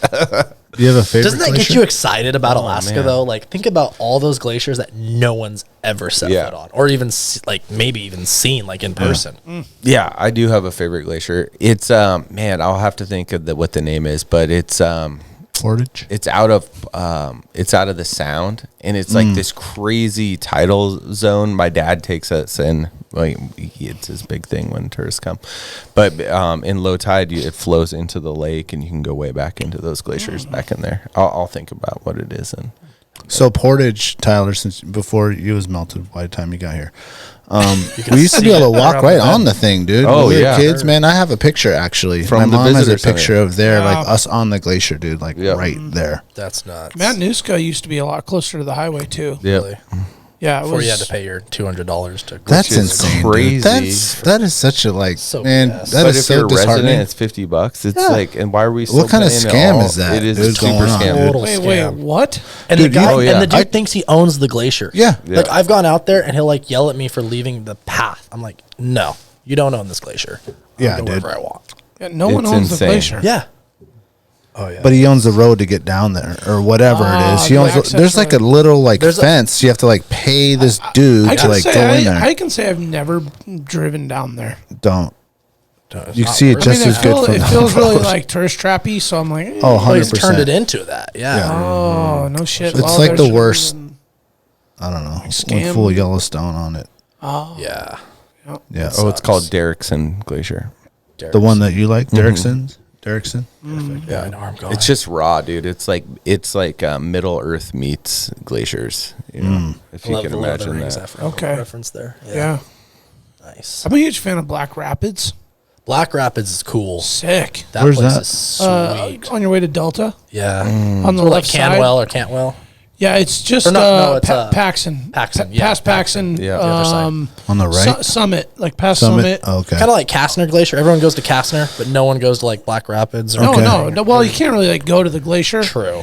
But it looks like if you drive through there at the right time, it looks like some Lord of the Rings type. Oh, yeah, yeah. Have you hiked back in there? No, I mean I've wanted to go in there. and- It's sweet. There's a guy on Instagram, Stephen Miley. He runs tours back there. oh no shit! Guys, he's got some really cool. He's got some really cool. Don't you got to photos. cross the Delta to get in there? Oh, before He does it in the winter. Oh, okay. The winter stuff. You get in the ice caves. But I've been back Oh. in there in the winter. Oh. way back into Black Rapids. You just snowshoe back there. No and way. It's super. There's some really cool features. I'm back just there. talking about seeing it from the road. Oh yeah, you So- got to get back in there. I mean, it just looks like the what's that fucking spot in like Lord of the Rings, Mordor or Oh whatever. yeah. Yeah, Like it looks like that shit's back there. There's like there's fucking trolls and shit living back there. And, Dragons. yeah, I saw a dragon flying one time. You got a picture of it. yeah. It's the The eye. eye. The eye. Eye of the dragon. You just got to do a headstand. Aragon. Where's your favorite glacier, Daniel? I'm gonna say Portage. That's original. Is it frozen yet? It's gonna refreeze, they say. Everyone else. No, I will say because that was like the first glacier I Yeah. ever It's really like nostalgic. visited, Yeah, of and course. I'm bummed out that it's Yeah. not there and I can't show my kids or whatever. Yeah, that's true. But it's still cool to go there and there's Have a lot you of hiked just out to it on the frozen lake though? no, I haven't. I've been wanting to go ice skate out there. yeah. Emily actually invited me to go, but I couldn't make it. No, I haven't, and it's my favorite glacier. I haven't done that actually. I biked out there with the twins, pulled them on like one of those The little sleds? chariots things. Yeah. And so we were watching it. I was drinking a blueberry cider. I have like a super nice picture of that, me and my dad. And then the next day was the day that thing caved, and all the videos and the people so were you running. when it I did was the- with you the same day then. Okay, yeah. Because the next day it caved. Yeah, I was out there. And like where they're taking the video where it crashed, like I brought my kids right up to that shit. so I walked right up to it too. Wow. Like I was like, fuck. They need like glacier danger. Yeah, and that day was rough because going out, the sun hadn't hit the ice yet, and the way that the mountains were blocking the sun at that time of the day, and then Dad and I sat out there while they slept for so long. I wanted them to sleep before I woke them up, and they're like 3 or whatever, 2, I don't know, 3. Anyway, the shit fucking warmed up, and riding back a chariot through that, like I'm sure that I was was like just- post holing with a fat tire bike the rest of the way. Like it was fucked, and my dad's just laughing at me. It was great. I fat tired back to Spencer Glacier a few years ago. Again, soloed it because I was new here. Yeah. And on the way On back, railroad tracks or no, just over on like Placer? oh yeah. Oh, And there you was were a one of those guys walking was- that fucker back? Yeah, that literally Might because have rode packs you rapping. Like, on a snow. Yeah, that's the way I did it this year. like, oh, you poor bastard. Well, I broke on the way back. There's an open water crossing, and I broke my chain in the river and lost a link. Oh no! no. Yeah, Dude, so I shut had down. to walk it back, and it was just crusty enough that you could ride your fat tire bike, but you post holed the whole way. Yeah. So it was like 9 miles of post holing back. Oh my god! Did you get back in the dark? So Yeah, bad. it was miserable. I got one more. Okay, it is. All right. So we changed it up since we were talking about Northern Lights earlier. All right. So Aurora Australis. the Aurora Borealis. Yeah. That's it. All right. James Cook, baby. So the term Aurora Borealis, how was it coined? Like, what's it mean? Like, how'd they create Oh, I used to know this too. the phrase?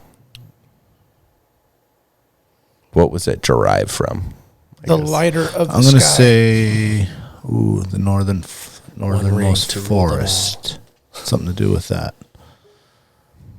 Yeah, it's northern something.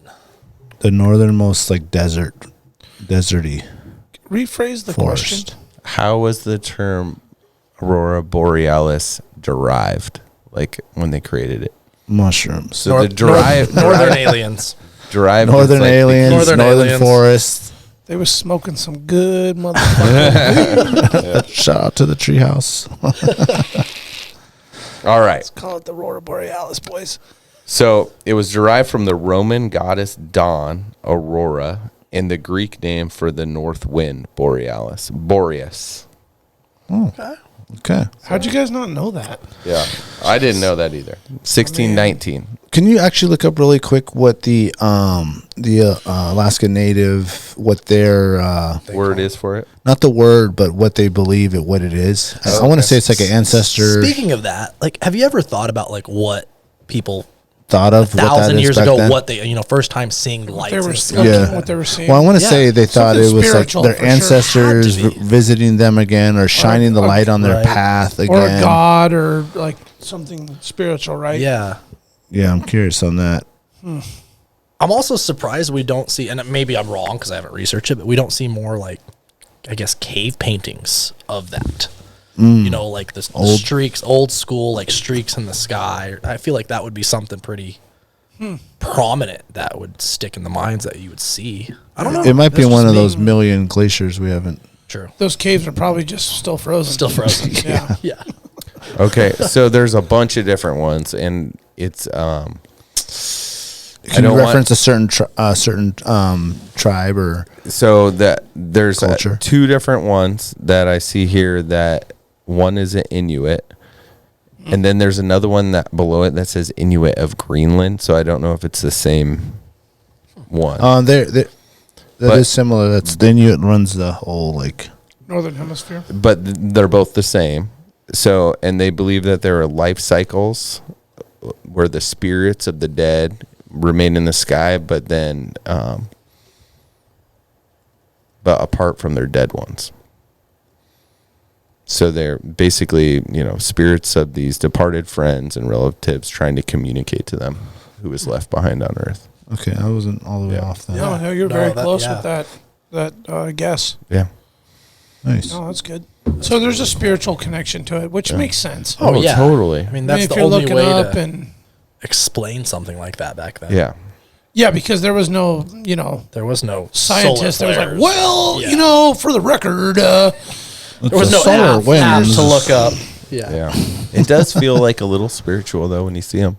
I wonder what a flat earther thinks about would the agree Aurora with you. Borealis. So. There's times when you just lay out there, you're just like, yeah, this is so much bigger than everything else. Sometimes we get Yeah, too for like sure. fact and science oriented. Did you guys hear what my question was earlier? No. Did Just not. missed it. Yeah. I wonder what a flat earther thinks Ooh. about the Aurora Borealis. Yeah, that's good. Yeah. Like the government makes the lights. Probably. It's a conspiracy. It is a Yeah. conspiracy. Straight from the Hunter Biden did it. Straight from the White House. They want it just laid beam out a so they big light can up see there. where I'm at. Yeah. What kind of dog you got? What is it, Mr. Steele? He's an Italian Mastiff. Mr. Or- Pull Steele. up I his saw picture. him. I Mr. looked He has his own strong. Instagram page. I want to say Yeah, Mr. Steele, your I girl. don't keep up with it, but he does. S- Is it that STEEL. guy? Yeah, he wanted to eat my arm at the truck Yeah. out there. Oh, is he outside? He Yeah. is. He's in the Why truck. did He you didn't bring want him to get him inside? on because He he is would eat not us. friendly to people. Oh, he's not? What if you brought him in here? Nope. He tried to eat you. Legit tried to eat you. What if Really? what Scary. if I kissed him on the lips? He'd be fine with it, right? Bite your face off. Bite You have my face off? you have some good pictures of him. He's a good pup. Look how big he is. Yeah. Holy Fuck, he's huge. What is he, 90? He's about 150 pounds. 150 gosh. pounds? Yeah, so he's a cane corso or Connie corso, however you want to describe it. But yeah, so I got him from Russia, actually. He was kind of put up for adoption there. He comes from a lineage of like working dogs, police dogs there. So he's got aggression kind of built into him. Yeah. And I took him and Bred. yeah, he's literally jumped on a brown bear's ass for me. Like I was getting charged by a younger male brown bear, and he full on charged the brown bear back. The brown bear got scared, and he jumped on the ass and bit it. Oh, wow. Yeah, so he's. I mean, 150-pound dog's a big. Oh, he's another big animal. Oh yeah, Who's much quicker and more agile, right? yeah. He's a beast. He's a fun pup. How old is he? He's 5 now. Oh, so he's like in his prime. Yeah. Yep. Oh, that's a good. Is it this guy right here? Oh, man. Yeah. So you can't take him out with your friends and stuff? I have to be really careful. So he's extremely, extremely protective, as is his nature and his job. It's like even like shaking your hand. look at his eyes. Sometimes Fucking he creepy. thinks that like that's a threat. Oh, okay. And or it's- like giving you a hug. He's like, Yeah. oh, hell no. And it's not from a lack of training. I've had him professionally trained. He's Okay. it's just one of those dogs where it's in him. It's just in him. Yeah.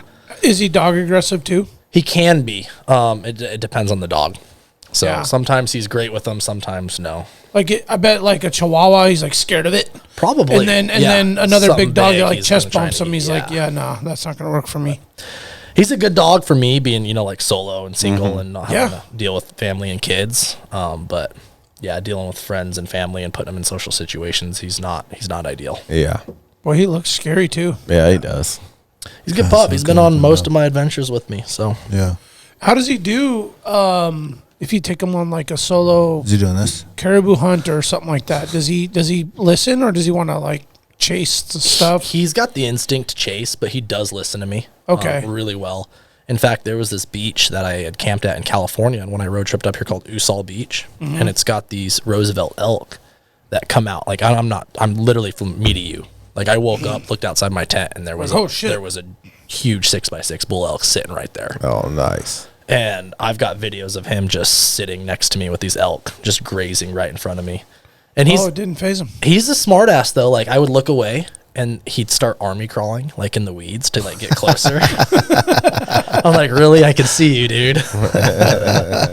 No, he's a good listener when he most of the time. So So he's one of those dogs you can actually like talk to him yeah, and he yeah, he's my best friend. Yeah. You know, in a Yeah. sense, like Yeah. a man's best friend, cliche, but yeah, he's been Oh, with me man, through I thick get and it. thin. The secret about that, or like, why dogs can listen to people when you're just talking to them, or they live his lifestyle. They are with Yeah. them all the Yeah. time.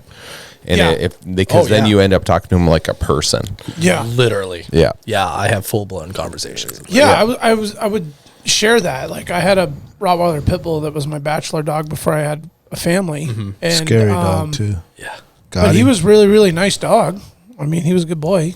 And but he was very similar in that oh, come on, damn thing like disconnected for some reason. I don't know what happened.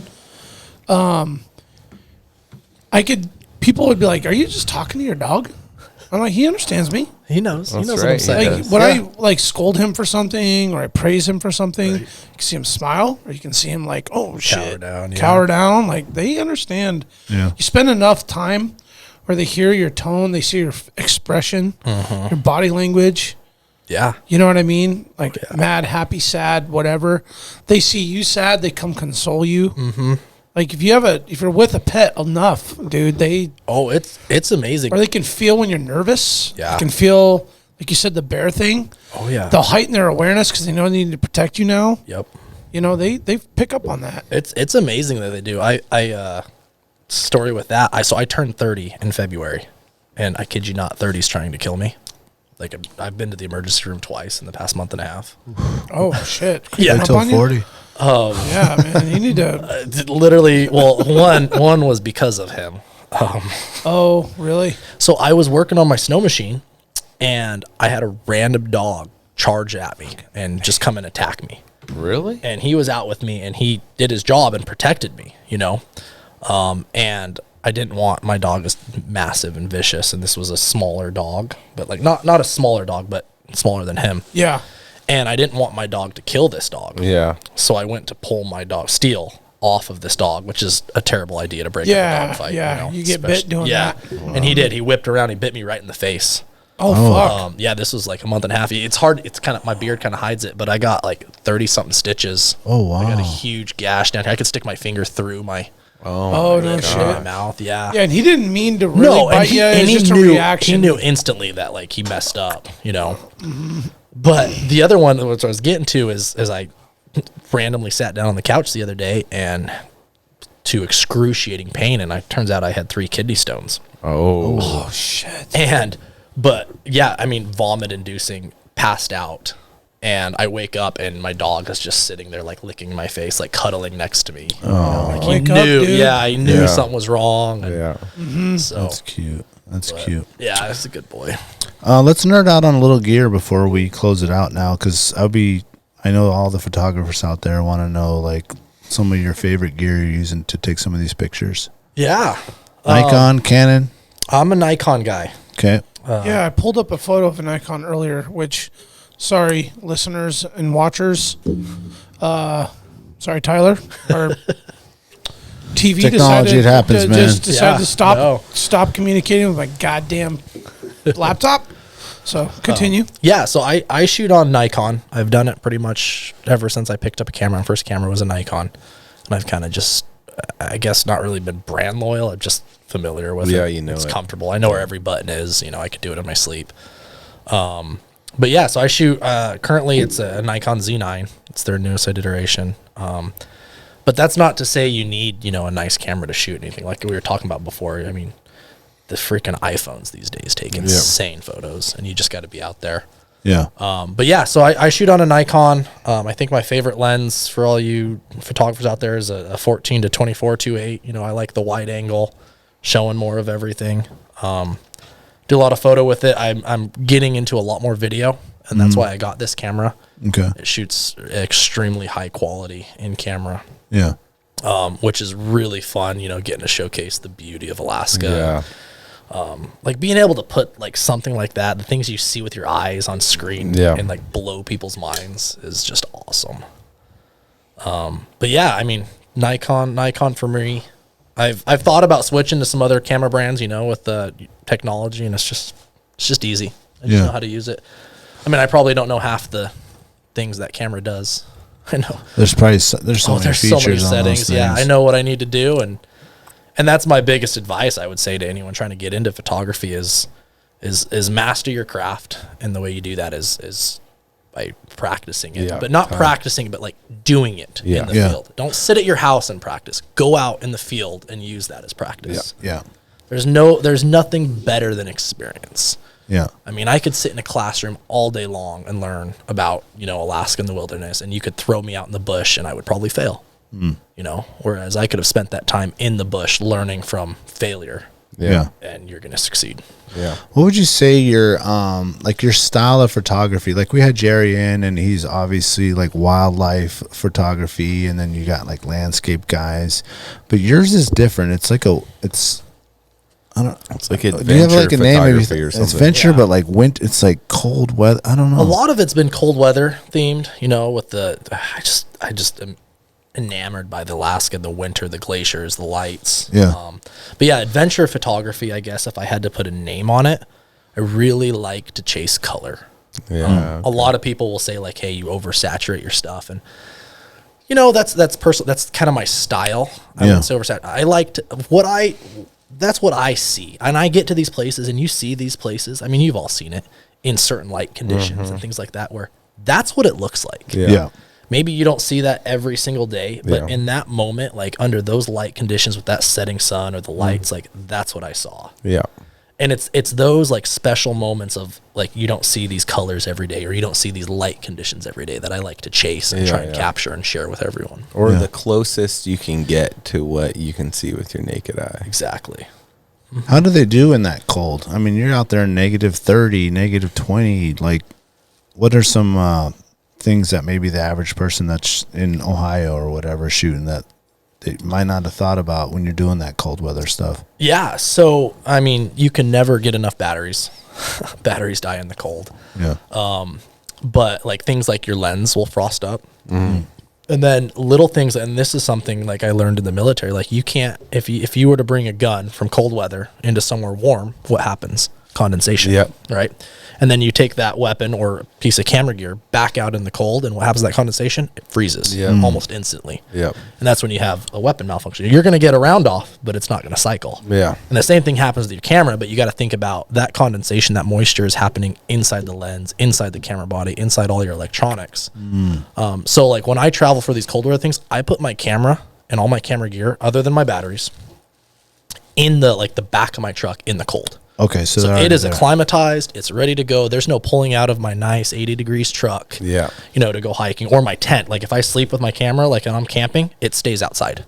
Oh. I'll bring my batteries inside because your batteries will die. But I keep my camera outside. So it is, unless it's like, piss and rain or pouring wind. If it's nice out, it stays outside acclimatized to the weather because I've ruined cameras doing that. And they'll freeze up and they won't work and they'll die on you. And then, the camera's a tool and I treat it that way. I've gone through so many cameras. I've dropped cameras in lakes. I've dropped cameras in hot springs. I've gone through, I think 9 cameras now. Oh, wow. It's an expensive hobby. And that's partially my fault because I do treat it as a tool. Like that's what it's there for. So I use it and abuse it. I put it as close to water as I can. I put it in places it shouldn't be. And shit happens.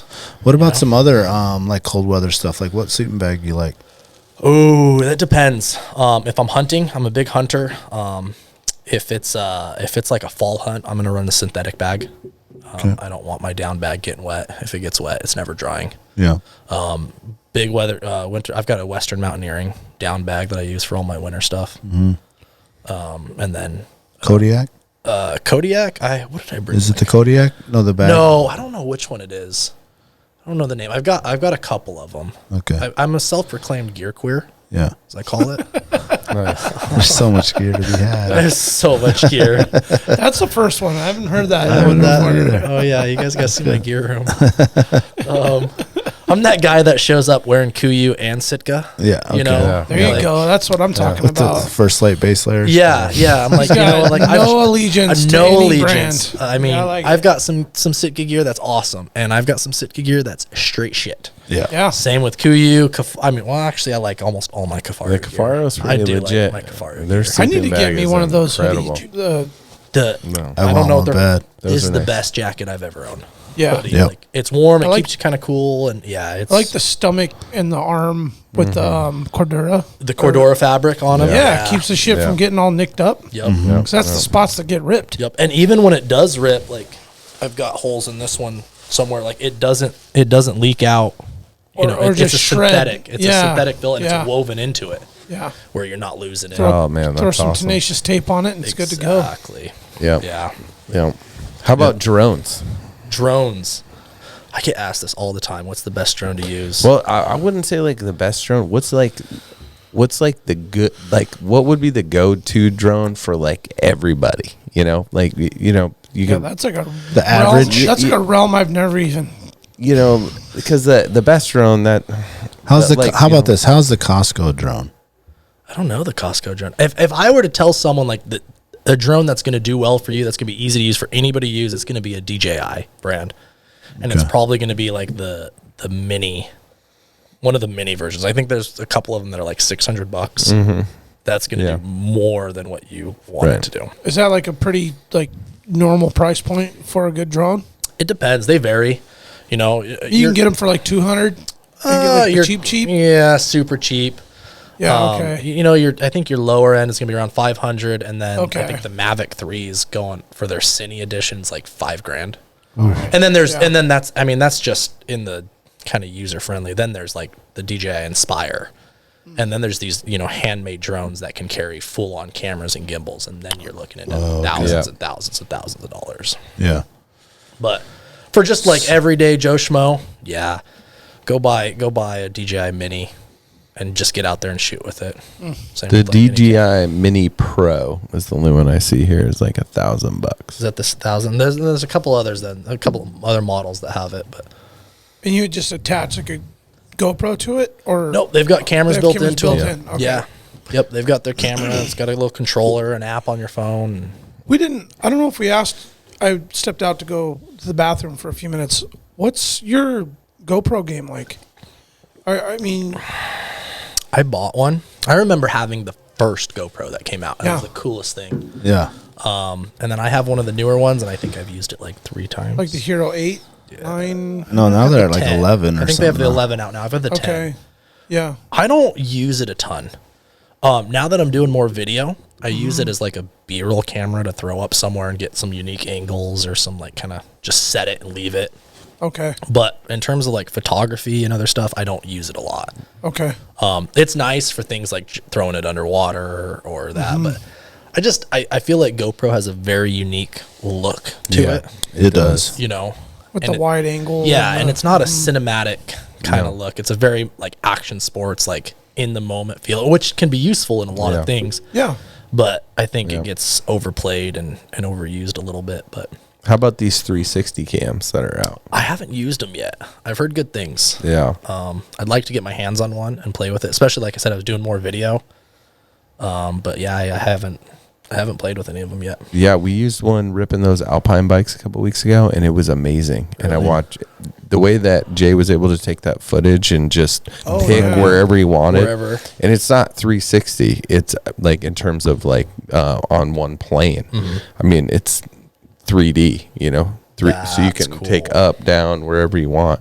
Grab that footage. So like where a GoPro skipping around, this just whatever smoothly catch it at whatever you want, whatever angle. And I've seen a lot of guys do that on their planes, you know, running on their wheels or they their are. tail wheels and things like that. Yeah, Jake runs one of those. That's right. So the dodo. Yeah. The doo-doo. The doo-doo. Doo-doo. Is that what it is? Yeah. The doo-doo. Nah, he's the dodo. I'm The calling him dodo. The dodo. The man, though. He's another good dude that you probably follow or message. Yeah, on I've seen him on and Instagram. I haven't He's met a him. rad dude. Cool. He's a really good cat. Yep. That's the other bucket list. I need to finish my pilot's license. Are you working on that too? I've been working on it for a few years. I fly. You know, I've got quite a few, I guess you should say cowboy hours, you know. But I just haven't taken the test. One of those things I didn't grow up flying. But you can jump in and I could jump in and fly, yeah. find your way around on a plane. Yep, need to finish it. That's another Alaska bucket list. You got a lot of shit going on for just 4 years up here, man. Yeah. Trying to experience it all. I was looking at your Instagram. We were talking earlier, man. Goats, caribou, Yeah, I'm a deer. I mean, it's like, whoa, damn. big hunter. If you're in my friend circle, you know that like there's a few passions in my life, and hunting is easily one of the top. I don't think I promote it as much on my social media. It's kind of one of those things I like to just do for me. Yeah. And that's great. Yeah, Yeah. But I love it. Yeah, like I said, I grew up elk hunting, and then the hunting in Alaska is just phenomenal. Yeah. Yep. So that's the spring bear. I'm stoked. I've already got all my plans for it this spring, and already getting out. I've already seen a few bears popping out of dens Oh, really? All this early? already. Yeah. Yeah, they're Still coming hanging out. up high. Yeah, super high. But yeah, I'm pumped for fall. That's my favorite time of year. I still need to get a moose. That's on my list. I've helped quite a few friends take a moose, but I haven't gotten one myself. Yeah. So This is the year. all the locals, they're like, "Oh, it's so easy." And I'm like, I don't know. I don't know if it's easy. I wouldn't say easy. I I've would hauled say out that. more moose than I've killed. You know? I've never taken an easy moose. Yeah. I mean, okay, like, so you shoot a moose by camp and then you haul it back in an Argo. Like, it still has to get hung up. It still has to get lifted in and out of the fucking trailer and then put on the boat and then put on the truck and then I want an Argo. I'm 100% It's just with you until that hunt this winter.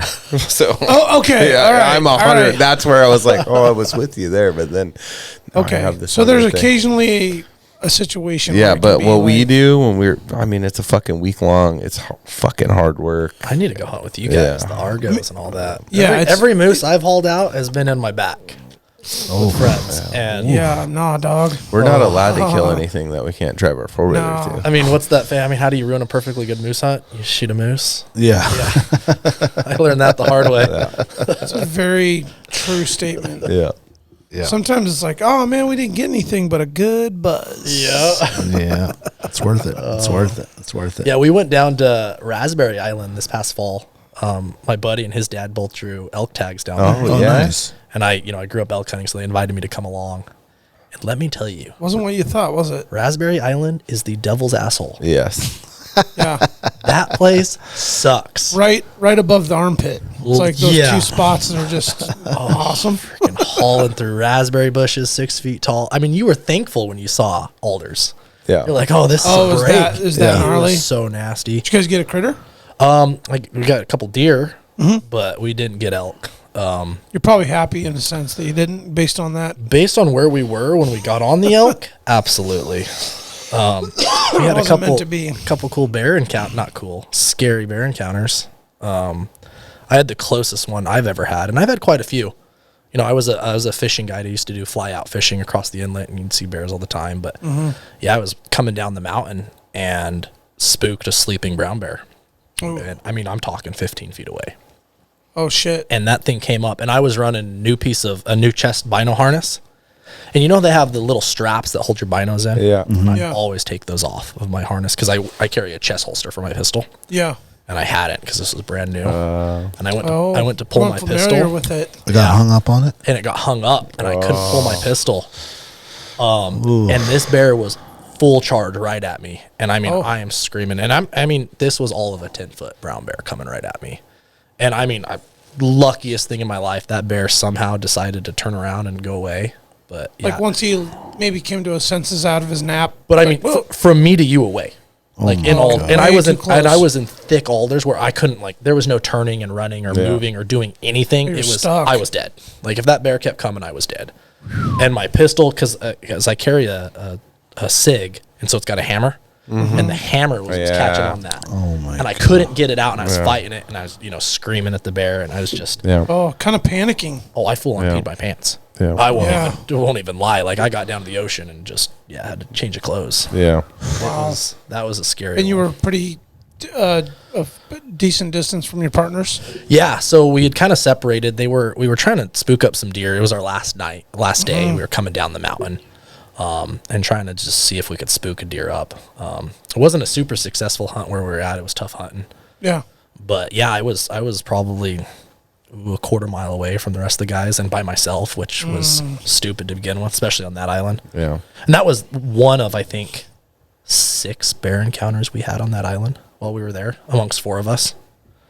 It was, I mean, I've seen bears, down here, and I've had a decent amount of experience with them, but those bears were pissed and angry and wanted nothing to do with you. Like, they were not scared. They were all real, like, bluff charging or and just, I mean, wolfing and and they would come right at you, and then they were everywhere. Like, I've never seen more bears. I mean, Brooks Falls and things like that, but just bear sign, different bears there, and big bears. Yeah, they're not like, they don't have salmon streams that they're munching on, and you're the secondary thing. Yeah. And that's what screwed up our elk hunt is we actually got on the herd in an evening. The herd crested over a hill, about 3/4 of a mile, which if you've been on that island, 3/4 of a mile is going to take you a few hours. No, yeah. So we started pushing our stock onto them, and the whole herd bolted and were glassing, and there was a brown bear ridgeline or skyline chasing them, and then there was another bear coming in from the valley chasing them out, and it pushed the whole herd of elk onto the other side of the island. Elk hunt done. Yeah, pretty much, Yeah. But yeah, that was a wild hunt. One of the crazier. I'm gonna put in for that tag every year now, and I want to go back and redeem myself. Yeah. I've heard that one's really hard. It's brutal. Yeah. It was nasty. I never heard anybody say it was easy. No, and people kind of gave me the heads up beforehand. They're like, "Look, get prepared to."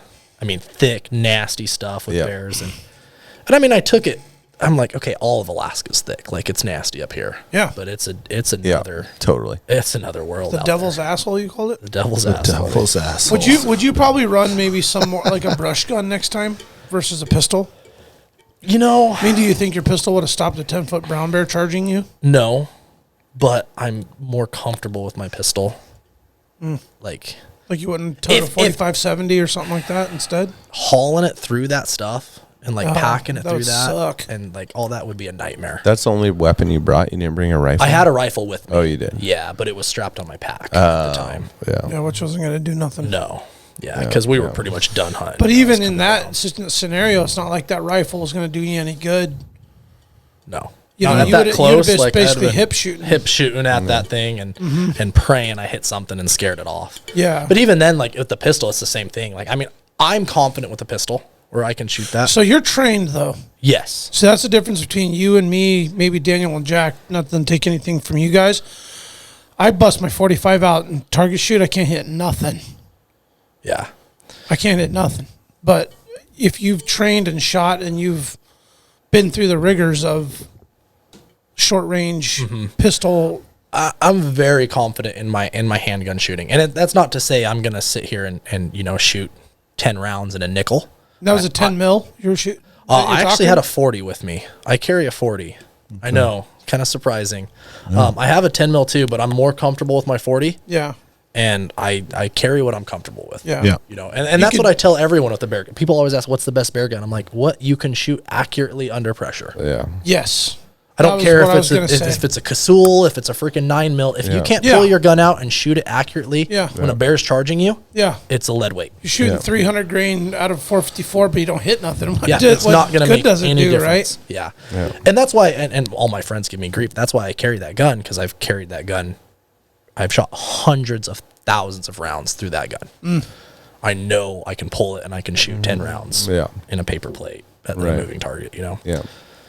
And so, that's what I'm going to carry as a bear defense gun, because that's what I'm most comfortable with, and I know I can hit something at me. Have you seen those chest holsters out of Wasilla? I mean, they have them over at Sportsman's now, and I forget the name, but they're highly adjustable. That's what I use, because I'm a fisherman and a hunter, and there's always some sort of chest thing. What's his name that makes it? So Diamond D?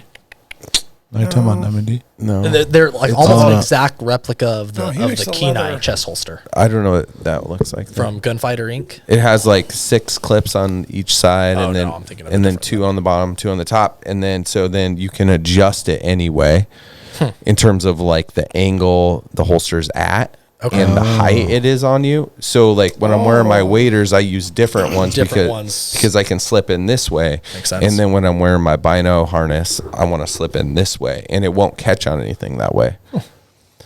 Interesting. I'll have to check that. Yeah. I've kind of designed my own. You're not running a revolver? No, it is a revolver. Oh, okay. 44. But it sits in the same case that you can put any of the other ones in. Oh, okay. The same holster. Yeah. Yeah, I have a 44 I was thinking more Airlight. like a tactical It looks like a tactical style, but it kind of can shift. Huh. They were made for this condition, right? Yeah. Whether you're running a bino harness or something for your chest rig, or you're fishing with all your millions of gear we run nowadays. Yeah. Hot tip. Yeah. There you go.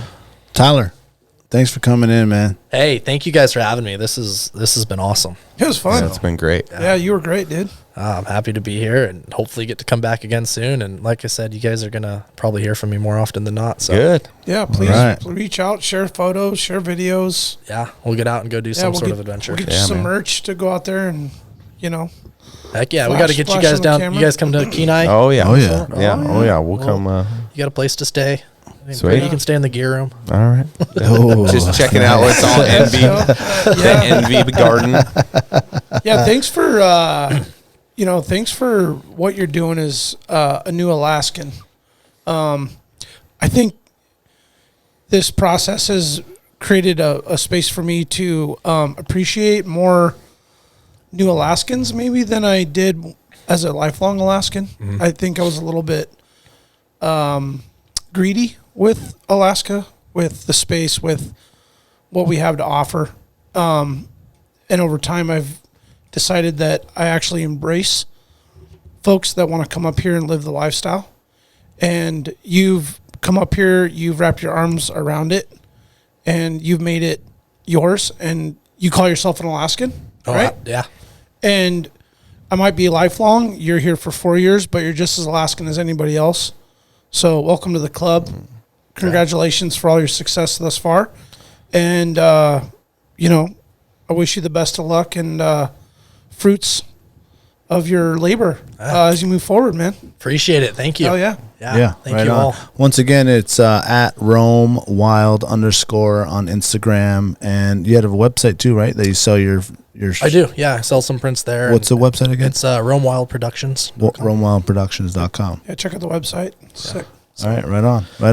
Thanks, Tyler. Thank you, Alaska, for listening. Patreon.com/Alaska Wild Project, AlaskaWildProject.com.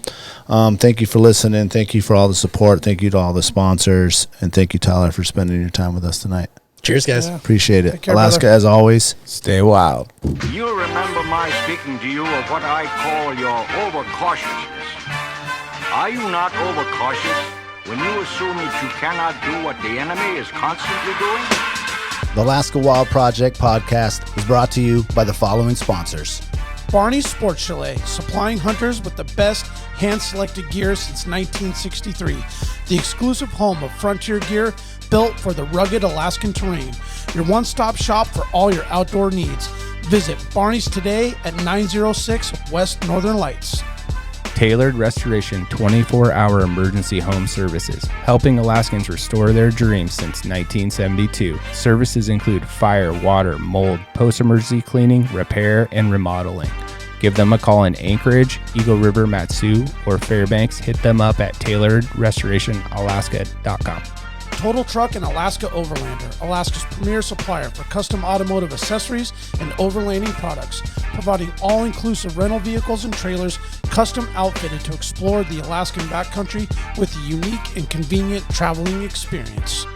TheTreehouseAK.com, located at 341 Boniface Parkway, Alaska's own and grown cannabis and CBD store. Ask the bud tender what the strain of the day is to get your 10% off. The Treehouse, where the culture lives. AKO Farms, located in Sitka, Alaska, built from the ground up with concentrates as their single motivation, with exclusive products such as their sugar wax, full spectrum diamond sauce carts, and more. Ask your local bud tender about AKO. Marijuana has intoxicating effects and may be habit-forming and addictive. Marijuana impairs concentration, coordination, and judgment. Do not operate a vehicle or machinery under the influence. There are health risks associated with consumption of marijuana. For the use of only by adults 21 and older. Keep out of the reach of children, and marijuana should not be used by women who are pregnant or breastfeeding. The Bait Shack, located on Ship Creek upstream of the bridge. Can't miss the bright red shack. They're the go-to fishing gear rental and guide service on Ship Creek. Tight lines and fish on. Come hook into the action with them. Hit them up at thebaitshackak.com. Snow Pro AK, your snow and ice management company specializing in business and residential properties. They know what it takes to keep your property presentable and safe.